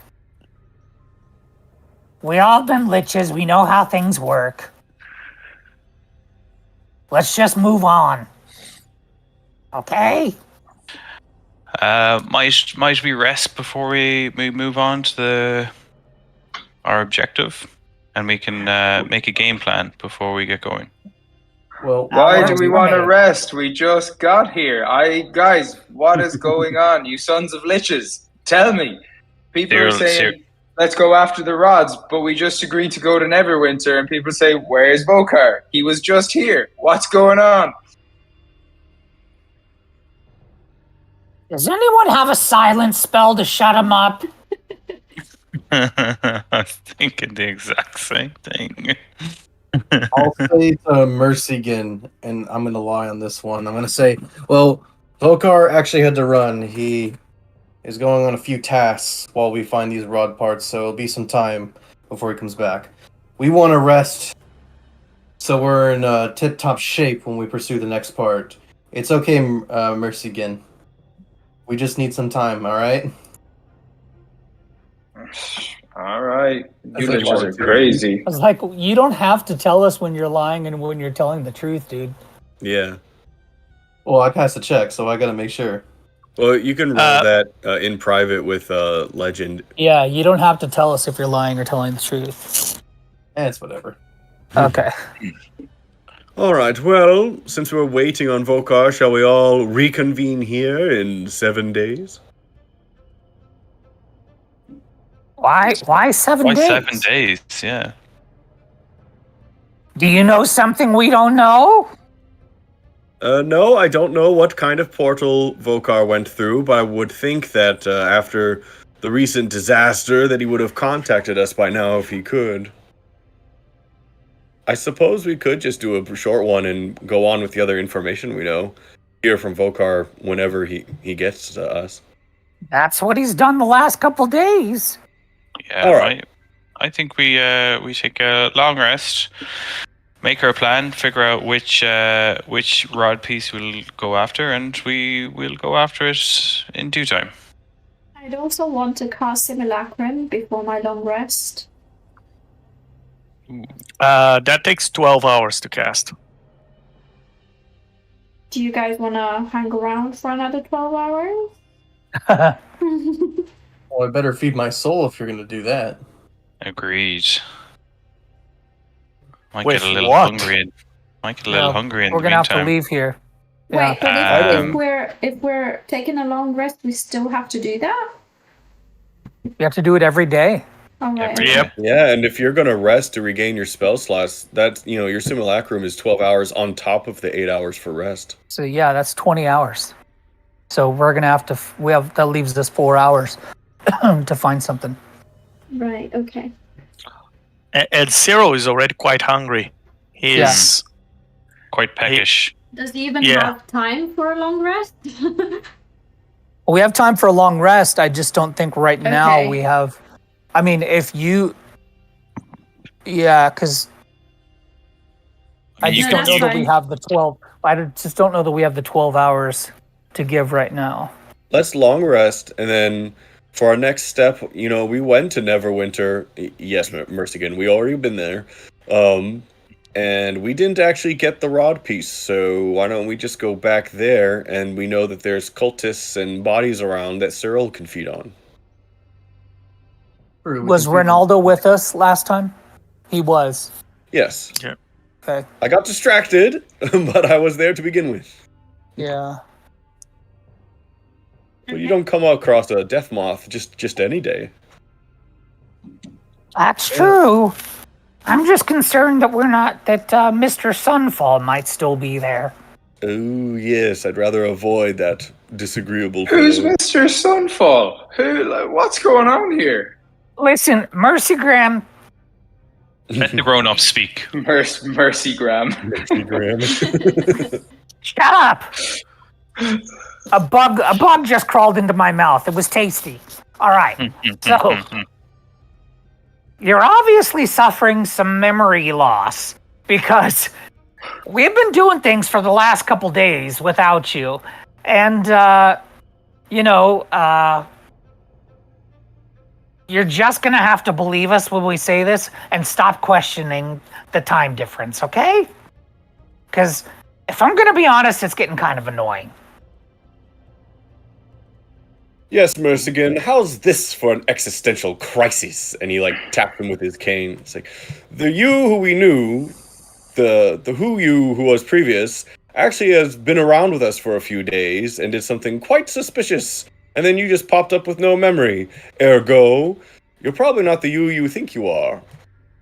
You're probably another you, a replacement you, who doesn't have. Well, you know what I'm saying. You're a copy. Fake. I genuinely think this sounds crazy, right? This sounds crazy, but I genuinely think some like mind flayer has eaten your brains because you're all crazy. We literally just met a minute ago. Everyone says that. Don't you think there's a little pattern there? You're one against all of us. And Mercy-gan, you gotta roll an inside check so that you have a clue if they are telling the truth to you or if they're tricking you. That's 5 against 1, Mercy-gan. For all you can tell, they're telling the truth. Also, the zone of truth still active. All right. I think you're all crazy, but I'll believe you.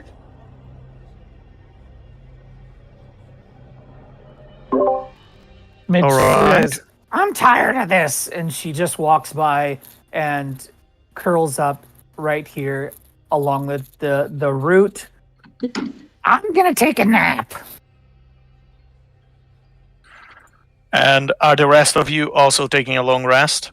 Yep. Yes, reconvene in 8 hours. But believe me, I don't need to sleep or rest just yet. So I'll be watching you. Yes, you guys don't need to sleep. All you gotta do is to do nothing for 8 hours, basically. Low activity. And just got a vibe. that should kick in. Yeah. I'll just play my song of rest then. Wait, so if that's the case, can't I do like within this 8 hours if I don't have to sleep? Can't I do this to my laptop at the same time? Nope. Okay. No, that would not be a simple task. Simple task is just a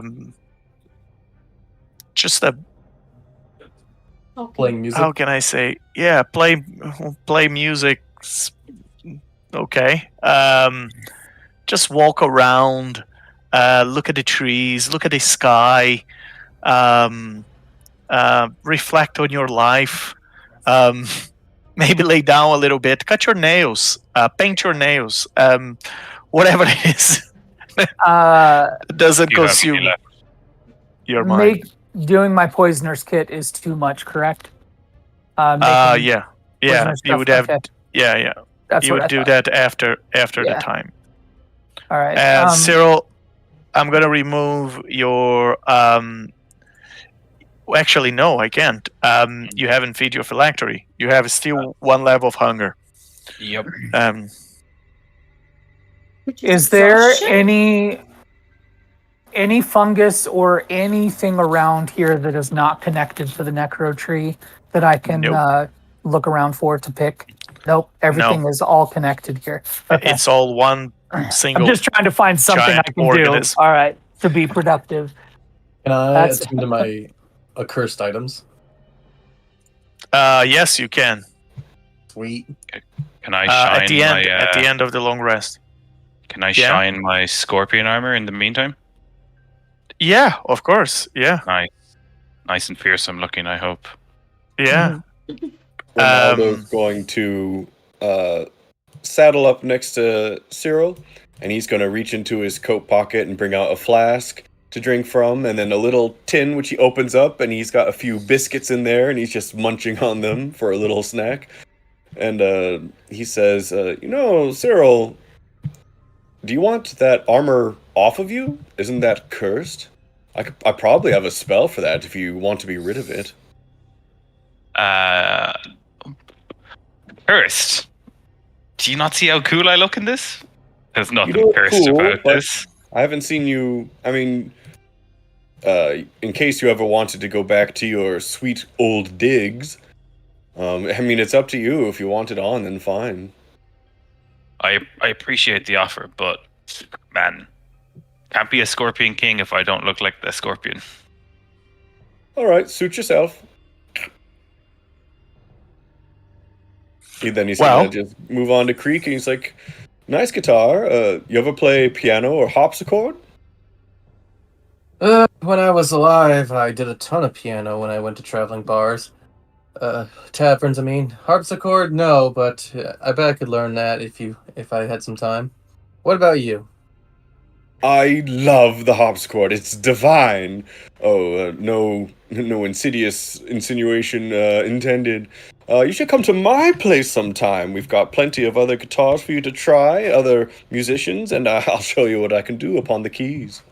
I could probably learn a thing or two. I have quite the collection over at mine, but I do like seeing all the ornate designs of different regions. Ooh, I'd like to see them from one musician to another. Would be much appreciated. Love the table. I love that you guys are inviting each other to your layers.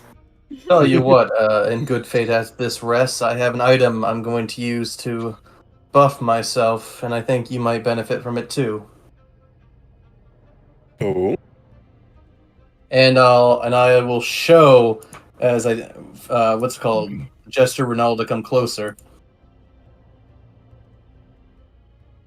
I show him a come on over, Ronaldo.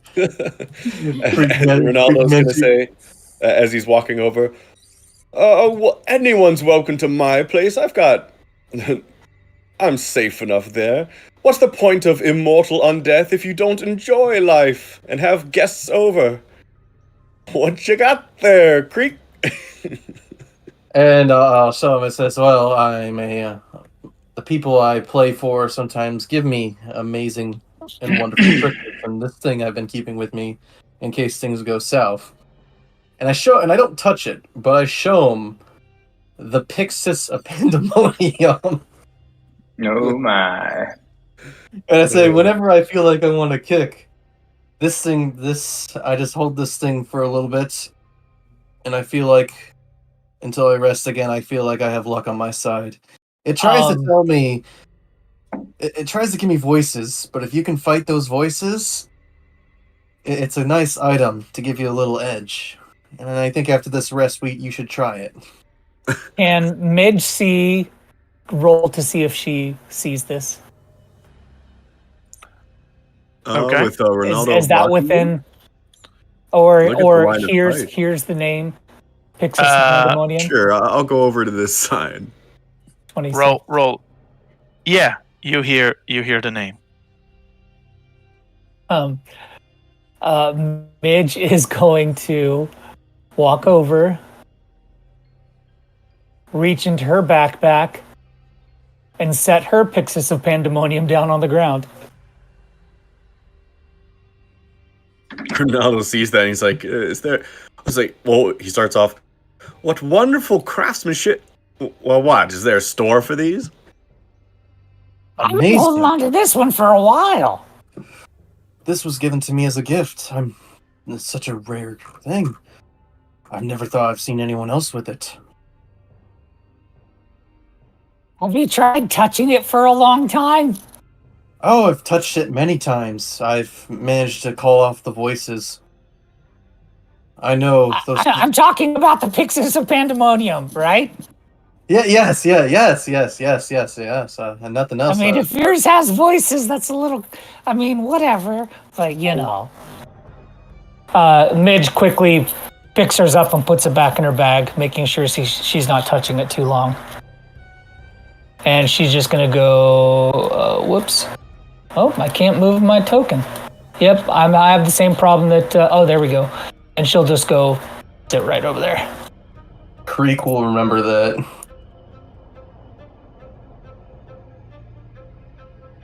But then I said to Ronaldo, says, well, after this rest, if you hold on to it for a little bit, luck will be on your side. Sounds good.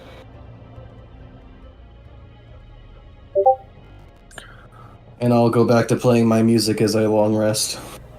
All right. And as you're going through your long rest, you have all of you except Mercy-gan play back in your mind the places Volkar told you there's some sort of perhaps investigation for you to do. there was Sharon, the Kraken, that was brutally murdered by this goody-goody adventurers that were trying to stop Vecna. And he gave you the coordinates of the beach where Sharon is.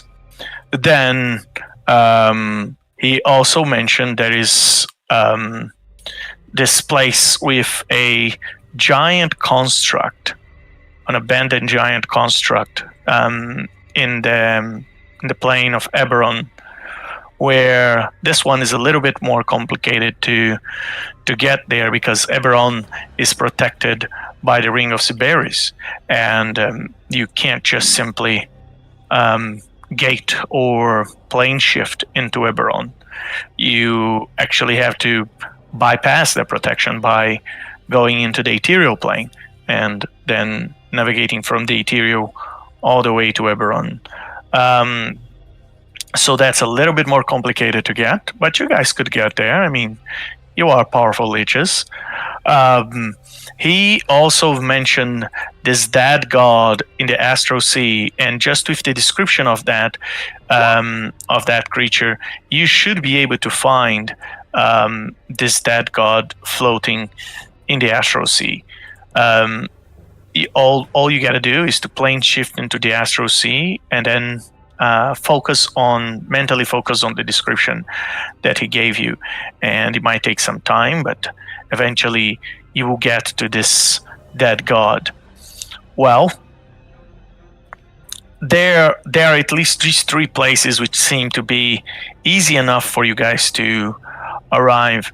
He also mentioned other places where you could gather information, but it might be reasonable to expect Volkar, to see if Volkar will return before going to places where he might have some contacts and informants in.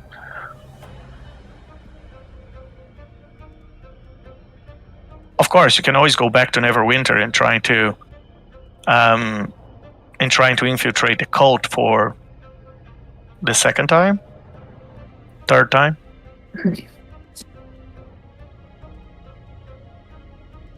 So, where are you guys going next?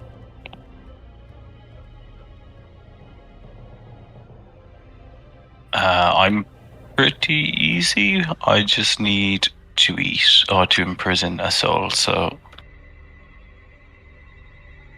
whatever you I like the guys sound of think. the Kraken. I like the sound of the Kraken, but definitely get Cyril sorted first. Is that Karen or Sharon or whatever? Sharon. Sharon. Sharon. Well, considering the necessity to feed, how likely are we to find bodies in the Astral Sea or Mechanus as opposed to the beach? How about we have a beach trip? Let's go to the beach. Oh, Yeah. the sun will feel so good. Sounds good. All right. Let's go, Liches. Let's go, Liches. All right. So, Ronaldo. using the teleportation circle to the south of the Necrotree, and I'm gonna have to put my little song here because my Roll20 just crashed. I feel like it happens in every session. At least once in every session. So All right. It's when Roll20's initiative catches up. They're like, my turn. Should we apply the long rest then? Yes, please do so. Way ahead of you.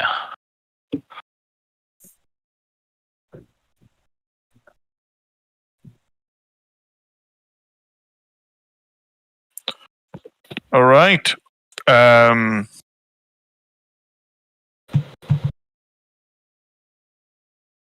Still reloading.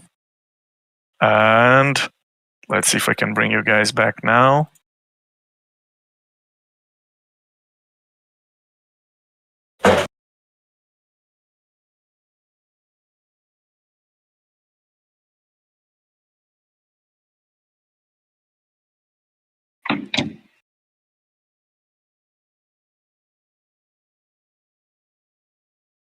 Okay.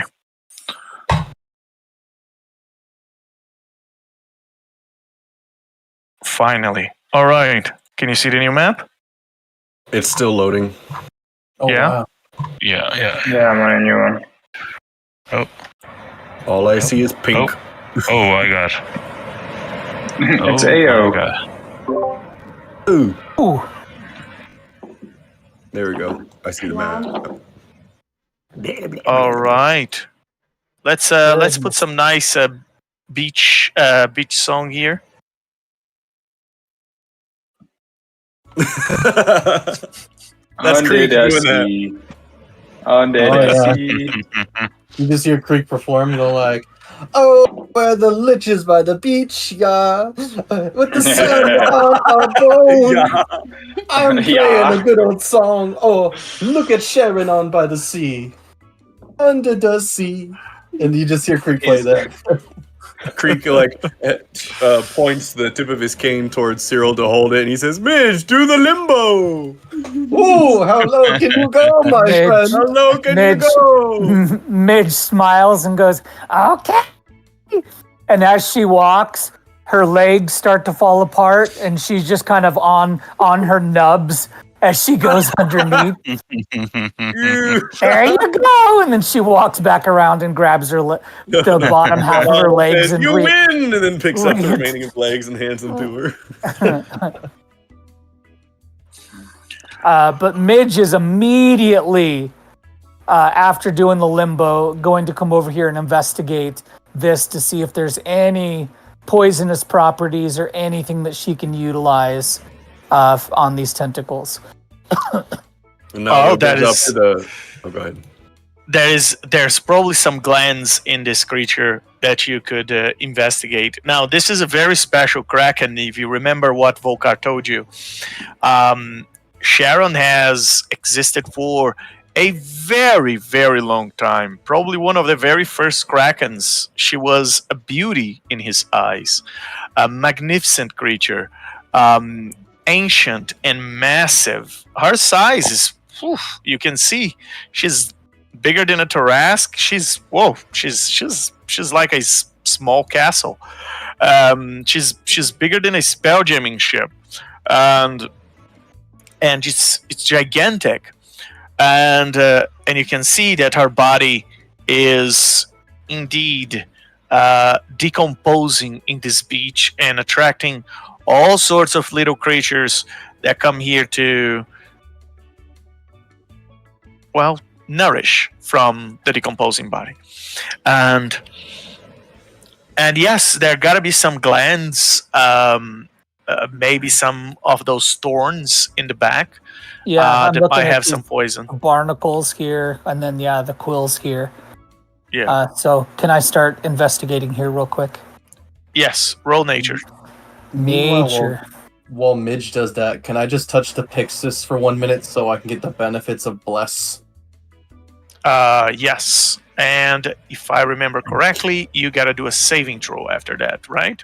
DC 17 with a saving throw. Yes. Let's go. I really want you to miss this. Any Yeah. creature that Oh, wow, by one. ow, another day. Another day. All right. So, and let me remove that mind blank of you. And indeed, you got blast. So, what would you guys like to do here? And I rolled a 20 on my nature check. on your nature check. Yeah. So the suction cups won't. They are very powerful, Okay. but they don't have any poison in them. Okay. Ronaldo pokes Sharon's snout with his cane. Sharon, you still dead? You there? Sharon's been dead for a long time. Just checking. If you activate your sense of smell just for a second, you're going to smell the rotten fish smell all over this beach. Oh, Midge, is going to just go sit on the tongue and just roll around in it. No. Oh wow! No. Like a kid on a No. kiddie slide, just because she's a small gnome. No. Oh, Midge just found Midge number 5. Midge, A fragrance by Midge Timberkin. Midge is never leaving this place. What's this here next to Ronaldo? Is this a rope? Yeah, Isn't it like it a is. big- Can I add it to my inventory? Roll it up and put it in my backpack? By all means, yes. Hey, you never know. Yeah. After rolling around and feeling refreshed like she's taken a bath, Midge is going to come around here before we go inside to investigate the quills here on the top, if All right. possible. Yes. You can roll another nature check. Another nature. Yeah, it's an 11. That's not very good. I'll use my inspiration Okay. because I want to roll better than that. Nat 20. Excellent. You estimate that if you remove one of these, you could make some awesome melee weapons with it, Okay. as long as you find the right craftsman. Do you Okay. say anything about that, Midge? Absolutely. Yeah. Midge will walk over. Hey guys and girl, or whatever you are, I think these quills right over here might make some good weapons. If we all grab one or something, I don't know. Ooh, I'm kinda a bigger than- craftsman. they're bigger than Look at me, this so material here. Midge will go and try and grab this small one right here. can someone help me? Alright. This is it's a little bit. I'm not strong enough. This one I'll help right you here. I help you climb these like a ladder. Yeah. Creek plays some music, and while you guys are ready to pull, it says "Pump it, banana, pump it, banana," and just like inspired. Ronaldo wants to remove a quill, if he Yeah. can. Yeah. It does. It takes you guys about maybe 20 minutes or so, and you remove the quills out of the back. Some of them are a bit too big, and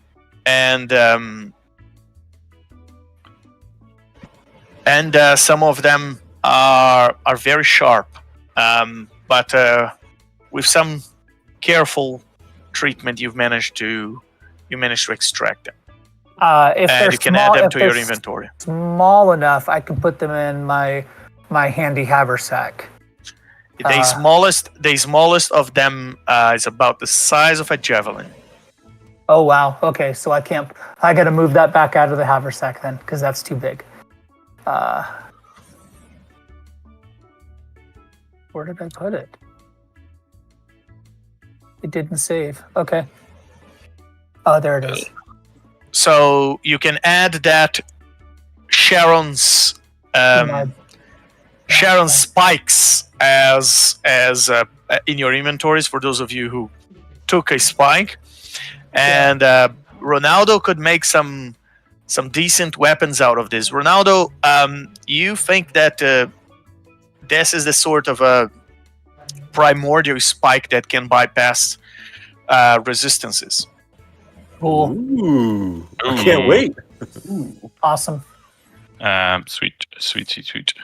That has been Uh, added. Just because she Sharon's sees this little one right here. Sorry. I'm sorry, guys.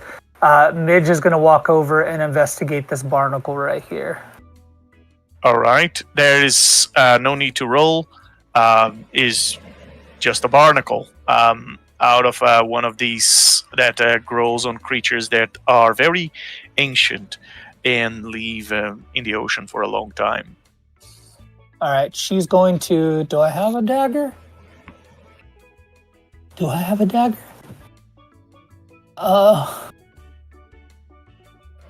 Midge does not have a dagger. Someone have a dagger I could borrow. She wants to just kind of pry up this one little barnacle. Creek stops All right. playing and gives one of his daggers. Here you go, Midge. And Midge just removes it and just puts it in her pouch. Very good. And, well, it seems that for all you guys can tell, this is just a big dead Kraken. You wonder, what was Volkar telling you that you could investigate here? In the belly of the beast. We need to go inside? Yeah, I think we need to go inside. Well, first, Cyril, do you want to see if there's anybody here having a clam bake? They could have a little extra cookout.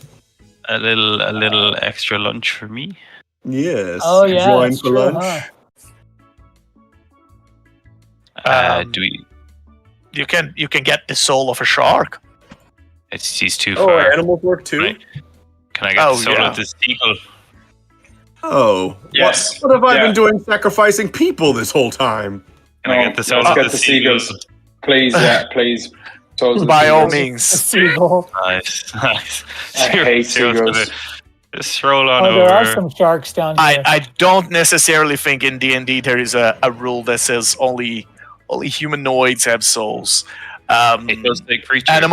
Animals, any creature has a soul as I long would, as it's I would not argue that seagulls don't undead. have souls.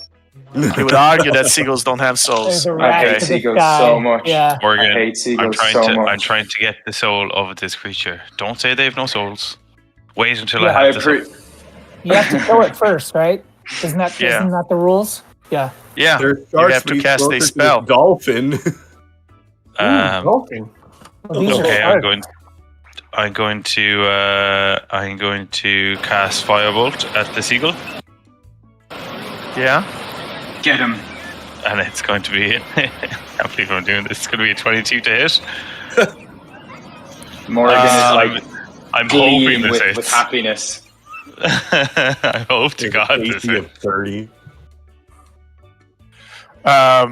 Yeah, Is that there- takes is down there- the seagull in one go, and it's now as the seagull falls from the sky onto the sand is now chicken milanese.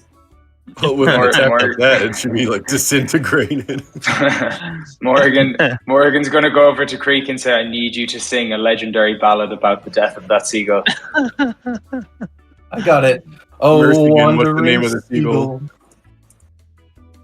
I have Sandra the Seagull, a traveler of many, many lands, from the beach to the forest.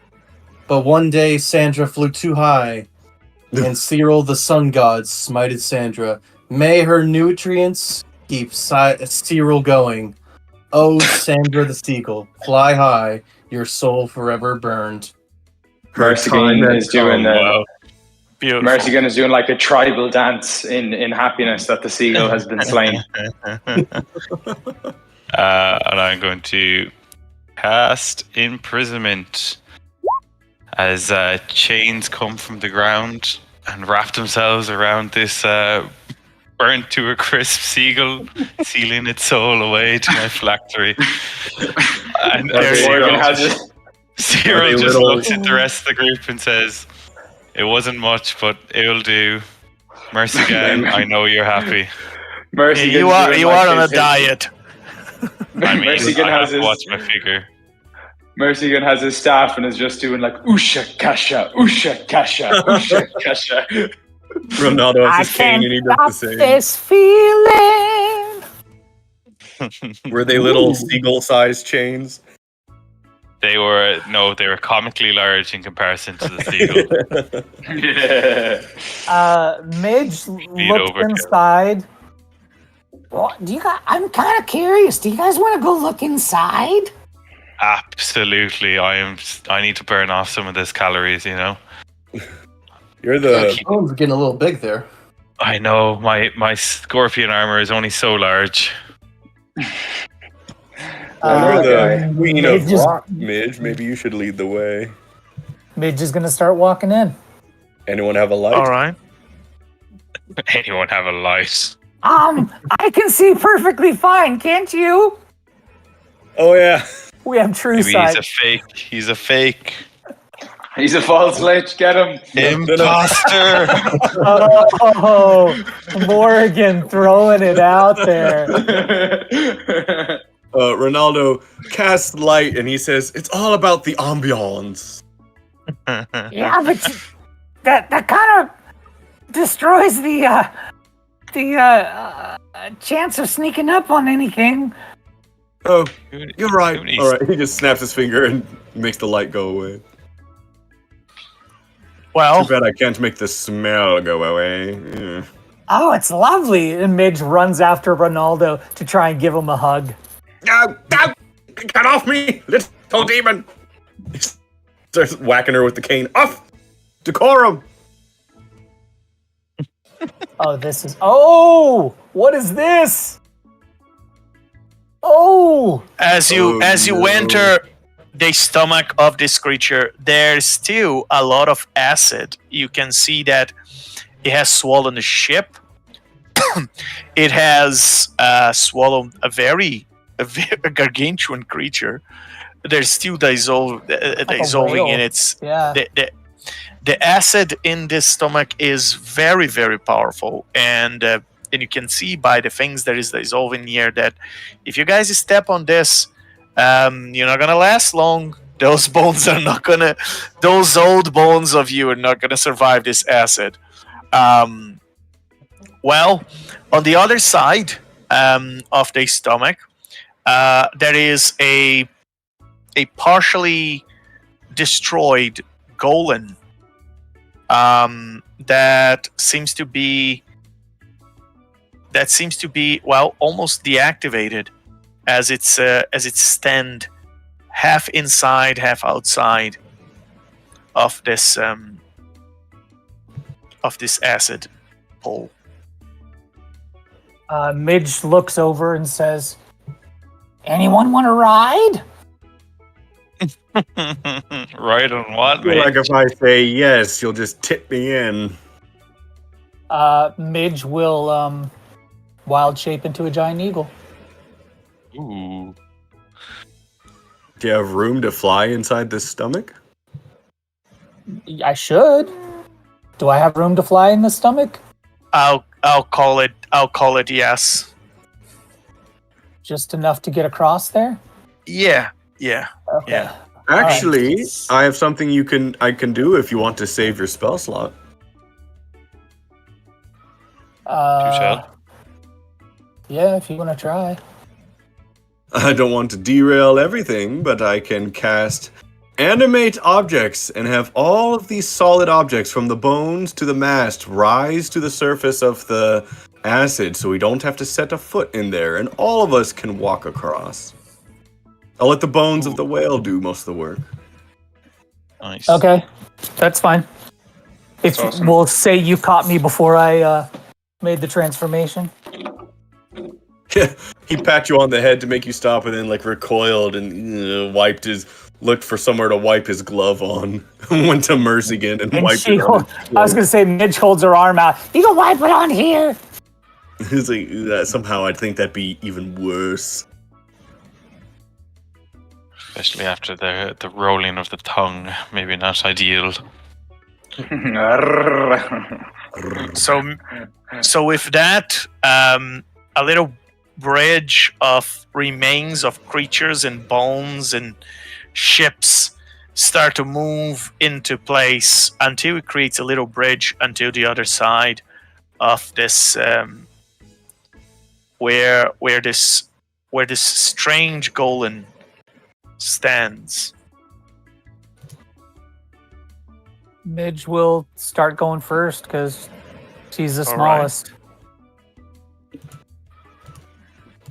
How far do I go? You're not in initiative, you can just move your tokens. Okay. Necrotree is gonna follow as well. Boom.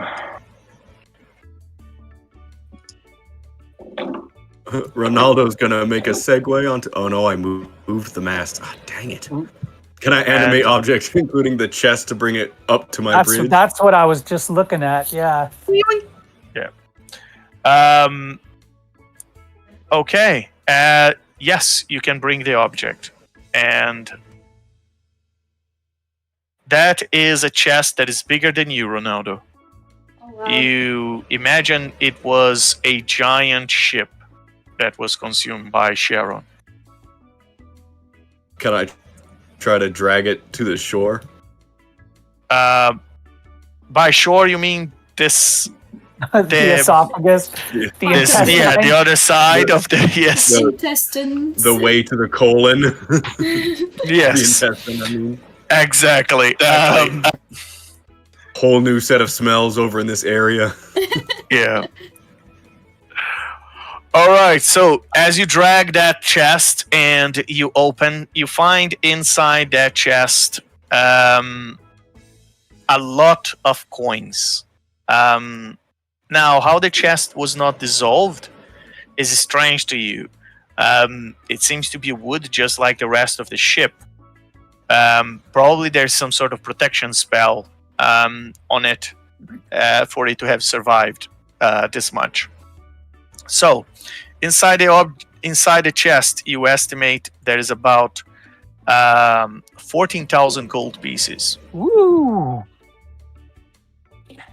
Get that booty. Jackpot. And 14,000 gold pieces inside of that chest. And you find that that strange golem,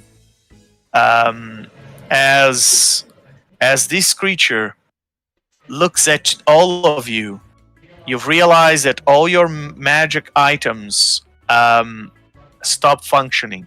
Oh, he's got an anti-magic field. Oh no. And all of you are inside a magic field as this creature looks at you. And it says, Just let me go. I'm almost done. My mission failed.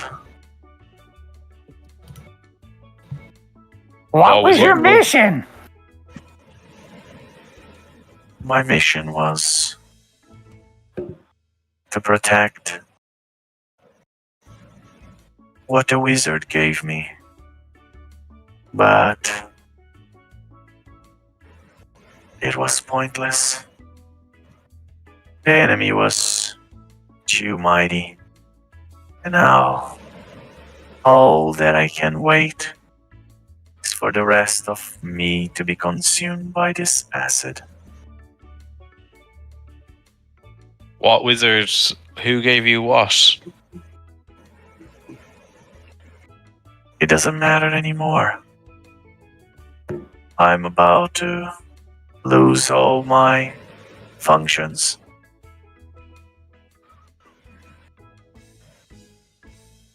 Well, Can you be saved? If we get you out of here? What is the point? My mission is a fiasco. look, Well, your mission doesn't have to fail with you. We could adopt your mission. Let us protect the item for the sake of the wizard. I failed my master. All that remains now is for me to end. Who was your master? It was a wizard. Powerful one. Named Presto. What was it? A powerful wizard named Presto. Presto. no, it wasn't. No.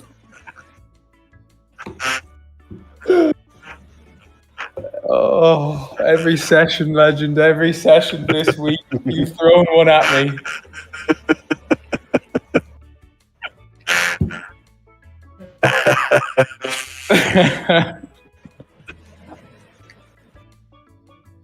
So,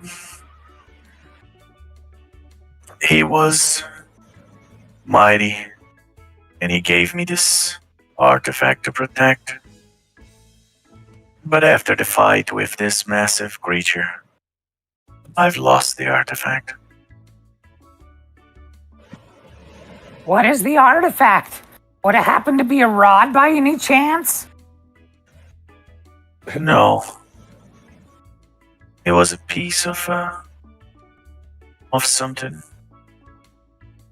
It wasn't complete. He said it was the piece of a key. Well, if you say you lost it, then where do you think it went? Where did you drop it? It, I feel like I need to change the beach party song. Yeah, we don't feel sad about this golem at Just all. something techno. Yeah. There you go. Creek starts playing a different tune. There you go. No, that's much better. That's much better. Of course.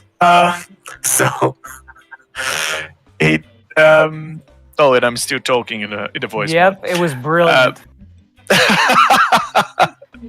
As it turns to all of you, still deactivating every single item you have on you, and it says, with the light that comes out of his face, and it says,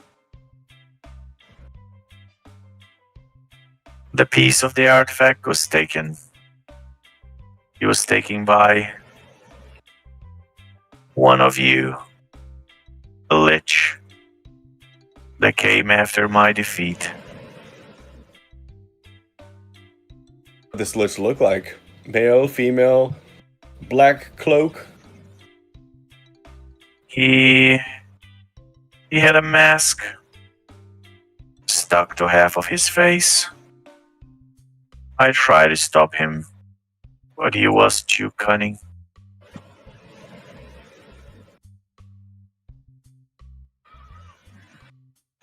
Well, that description matches at least one Lich, you know. Yep. But we probably shouldn't say to him. Be like, oh, we'll keep an eye out for this strange masked Lich. Should we ever possibly, perchance, come across him? So did he take it? Or was the item lost even after he destroyed everything? He couldn't take it. I threw the item in the middle of the acid pool. Oh my god. Of And course you did. in order to try and save it, he realized he was gone, and he almost threw me inside. I barely survived, as you can see. Only half of me. And soon, nothing else, as the acid does its job. Can Ronaldo look around and see if he can find any item that might jump out to him? Or is the acid too opaque? The middle of the acid pool is a bit too deep and too dark, so Yeah. if the artifact has survived, is at the bottom of darkness, at the bottom of this. Can I cast a mote of light to kind of like, can the light ball enter acid? A lot. Well, yeah. Why not? Go ahead. Yeah. Let me try to get my spell to cast it. Hang on. My stuff's been loading really slow today for some reason. Yeah.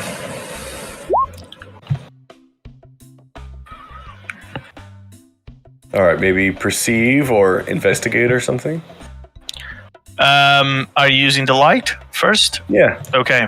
All right. As you throw the light in, it can't illuminate much more than 5 feet around because the acid is a bit too dense.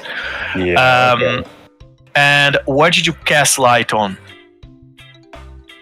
I just dropped it like a little pebble into the acid and let it, swirl down around me. Okay. After it goes down about 20 feet, you lose sight of the light. Oops. Okay, it was worth a shot. Yeah.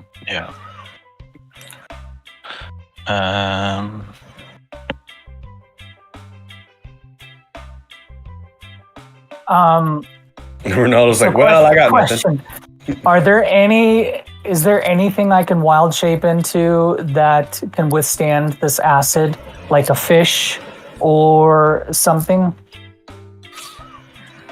Can you wild shape into a Kraken? I don't think so. Can I? I can't wild shape into a Kraken inside the Kraken. Well, a smaller Kraken might survive the acid for long enough. I mean, I don't know if Kraken is on my list of things I can wild shape into. Probably too high. Yeah, probably too high of a CR. Let me see what's. Go ahead. No, inside Kraken the is not show stomach up. and there's acid. Why can't we just take the acid out of the Kraken? A lot of acid.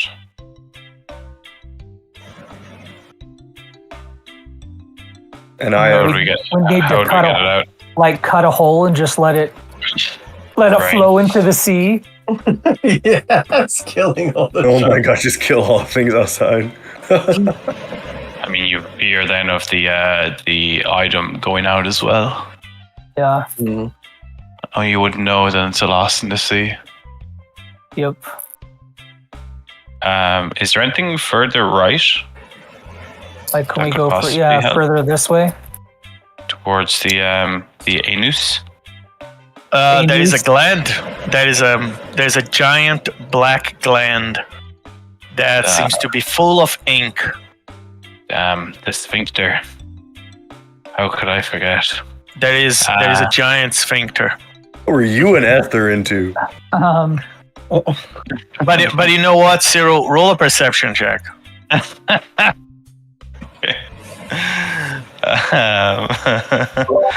a 30-20. Cyril, that's a magical sphincter.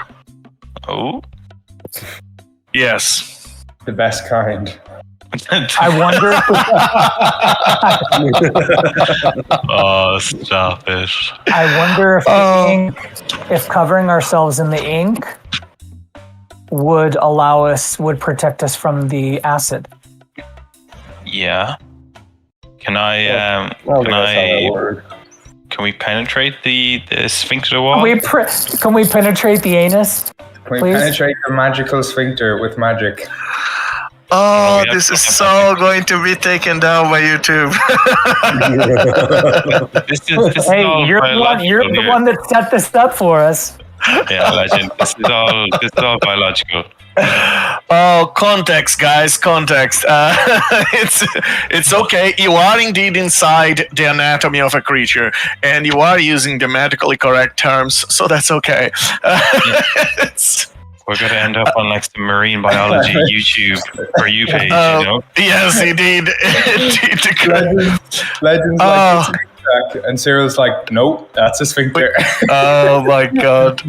All right. So, what do you want to do? You want to go to the other side? We want to see if the ink has any type of a protective quality for the. Okay. Against the acid. Magic. Roll a nature check. Nature. Oh god. Where's I don't my want to be anywhere near this ink. My clothes. Midge is checking it too.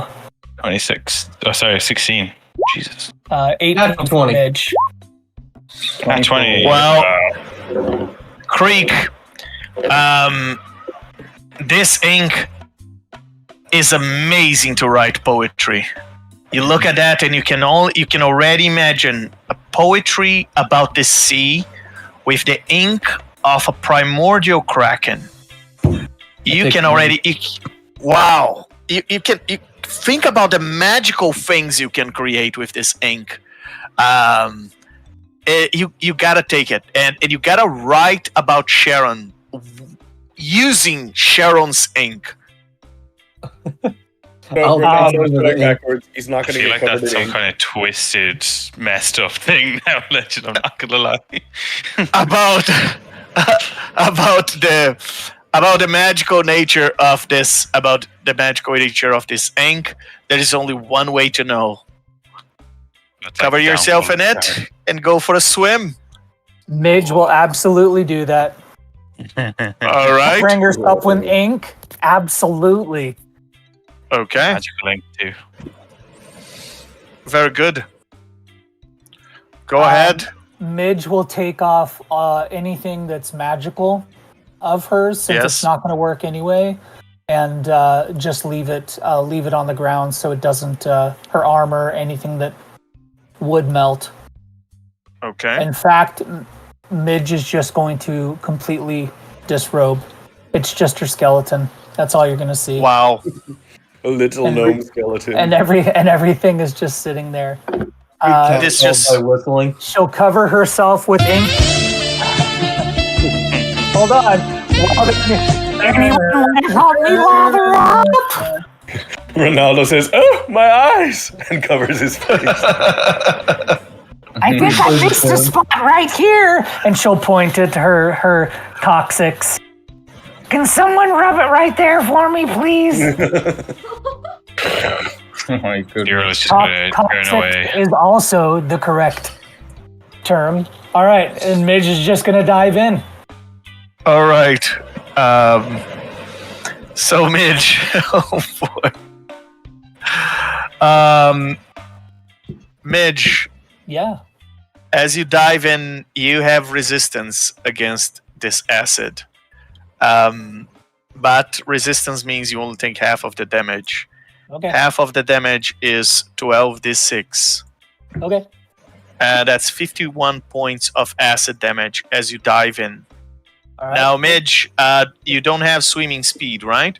So this is difficult terrain to you, which means your speed inside the acid is 20. What would you like to do? First thing she's gonna do is she'll swim 20 feet and then kind of climb up on this part to rest for a second. Okay. So Actually, go all the she's way gonna- up to your speed. You know what? Actually, Yeah. she's gonna. Just start from the middle of the bridge. Well, but we don't know where it is specifically. If he threw it, He said he threw it to the middle of the pool. okay. So Maybe you're taking a load of damage. then Midge is going to. You're probably not going to last more than 3 turns inside this acid. Yeah. So Midge is going to go to about here, and then she's Yeah. just going to walk to the middle and dive in here instead of continuing to swim, All right. so that I'm not taking that damage. Yeah. All right. She'll, So she'll you dive in here. Yeah. Is that correct? I'm diving in the middle. Yeah, to look around for it. Excellent. So for that one, you take another 50 points of acid damage 50. All as right. you're diving down. Yeah, 50. Okay. That's already accounting for the resistance. It would Yep. be twice as much without Yeah. the No. resistance. I'm at 72. Is that what you have? Yeah, Yep, yeah, okay. exactly. So you're diving down and roll a perception check for me because you can't see. It's very it's very foggy and difficult to see underneath. Also, your eyes are dissolving as you're trying to see things. So go ahead. 28. Excellent. You start to tap your hands around and you find something, Midge. There's something hard at the bottom of this and you bring it up. Okay. I'll climb up onto here, and with half of my eyeballs dissolved, she'll walk back over. Can I look?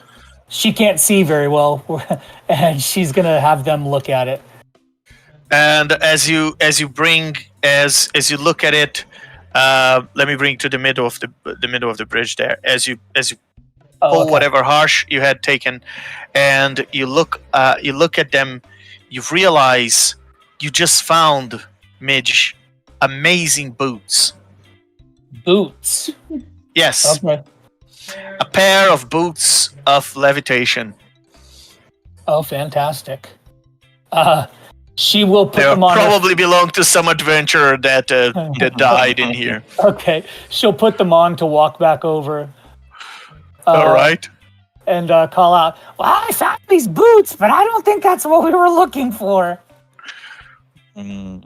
All right, guys. However, I can tell you the ink did protect me a little bit. If anyone else wants to try. I think I'll give it a shot. And I've got an idea too. But what's your idea? Boots of levitation. Well, I was gonna try the same thing with like inspiration to stack myself. Well, wait. Yeah. If you're willing to wait an hour, you know those old when people would go deep diving in the big suits, but they would have to have a cage to lower them down, right? If you give me an hour, I could actually use the raw materials around here to craft a cage that could at least, since these things haven't been dissolved through entirely, you could at least get to the bottom safely, and then you would take damage as you looked around, but then we could take you safely back up again. Wouldn't Ronaldo, as you were thinking about that idea, roll an investigation check for me. Because I'm so good at that. 12. Oh, that's enough actually. As you were thinking about a cage, you just remember you open a bloody chest that must have some sort of protection that was not dissolved by the acid. There you go. We'll put Midge in the trunk. In any case, the moment the creature comes out of the chest, they will take the acid damage. True, it's not the same as swimming all the way down.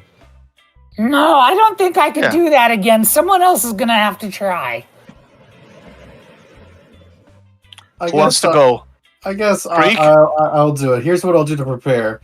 I'm going to first bardic inspiration myself, and I'm gonna say, warriors feel pain and fear, but they never show it, and their tears just rolls down as blood. In this case, this acid is nothing. As I'm trying to mentally hype myself. Do we have a way of bringing the chest back up, though? Yeah, you animated that chest, so it just does whatever you want. Nice. And then what Creek will do after bardic inspiration himself is he's gonna get undressed and say, avert your eyes if you don't want to see the bony body of Creek. Midge just stares at him. Do you need help lathering up? Oh, you know boy. What? Sure, I wouldn't take a no for that. It's hard to get the back. Oh, my eyes twice in one day. So as Midge helps you lather up, she casts guidance on you. Nice. And very good. All right, I got bardic inspiration, bless, and guidance. Yep. You can do this. If you wouldn't have let her help you lather up, she wasn't going to cast guidance. No, that's your reward. Creek looking skeleton goes over to the middle and says, all right, that chest should be able to bring me down safely, right? I can bring it up and down, just wave or something. Or no, I'll do it in a time limit. You have a certain amount of time to look around, and then I'll bring you back up. Give me 12 seconds. Sounds good. 2 rounds? 2 rounds. So once it's down, open it, give me 2 rounds, and I'll go back in. Okay, wait. Before are you go, are you covered in the ink? I am. Yeah, that's what Midge I'm oiled up. Yeah, all right. Midge helped them lather is lather the up. ink giving you acid resistance? Yeah. Yes. Oh, okay. Temporarily. All right, down you go, alley-oop. All right. So you hit the bottom. The moment you come out of the chest, you take 44 points of acid damage. The chest is flooded with acid. So when you go back in, you're still going to take damage. And now, Creek, roll your perception check.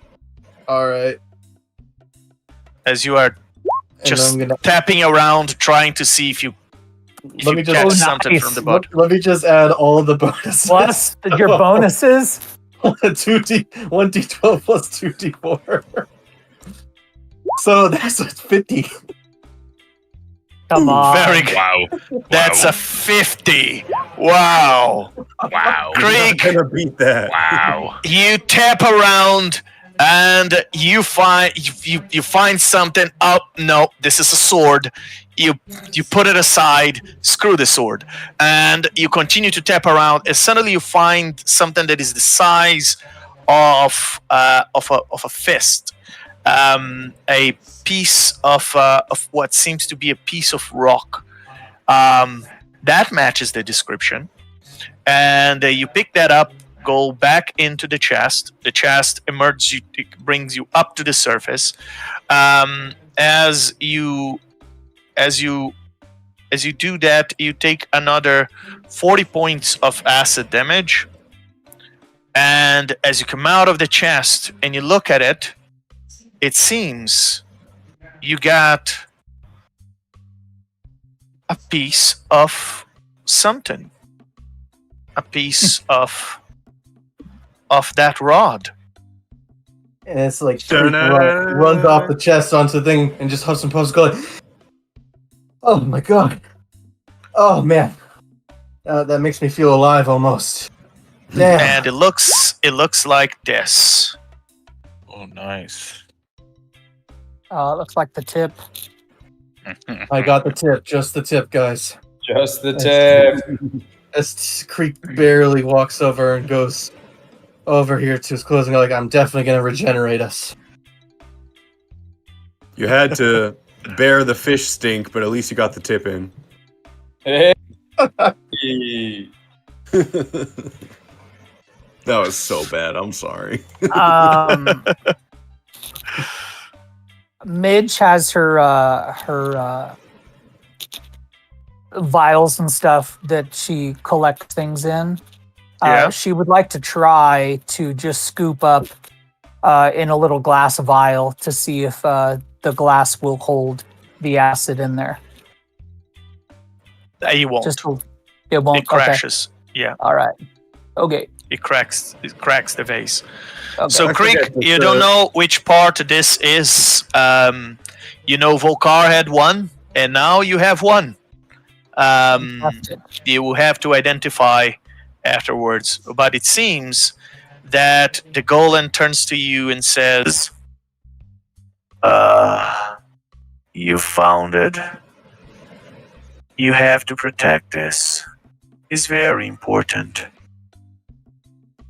I think I'm in my last. And you see the light that is creating the anti-magic field flickering as the acid starts to dissolve the interior of the golem's chest piece, and it says, "Please protect that. It's very important. It's the last chance of the multiverse." And as the golem says that, the light in its head turns off, and the golem is no more. Ronaldo rushes over to the golem now that it's dead and the anti-magic field is gone, and he's like, parts! Dissolved parts! Also, all of them went inside. I look over to Necrotree as Creek is melting a bit and just, Necrotree, until I'm back to my full self, can you hold on to this? I feel a little melted. Alright. So I'll take that and I'll keep it safe. And Creek just lays on the ground, just like, oh man, I need a minute. Midge will try and grab some of the magical ink in a vial, if possible. Very good. While she's doing that, she's going to mention to Necrotree, this is above the table. Necrotree, you're a wizard, correct? Yeah. Yeah, this ink. So she'll go, hey, Necrotree, this ink might be good for writing down spells. Don't you need, really good ink? Her and two other people. I could Let me see. Could I? Yeah, I'll grab some as well. I will too. Sorry, I didn't know. I just knew that. I didn't know who else was officially a wizard. Mercy-gan, Ciro, and Necrolump are all wizards. Okay, all right. And Who drew that sad face there? He's drawing a side face, Ronaldo.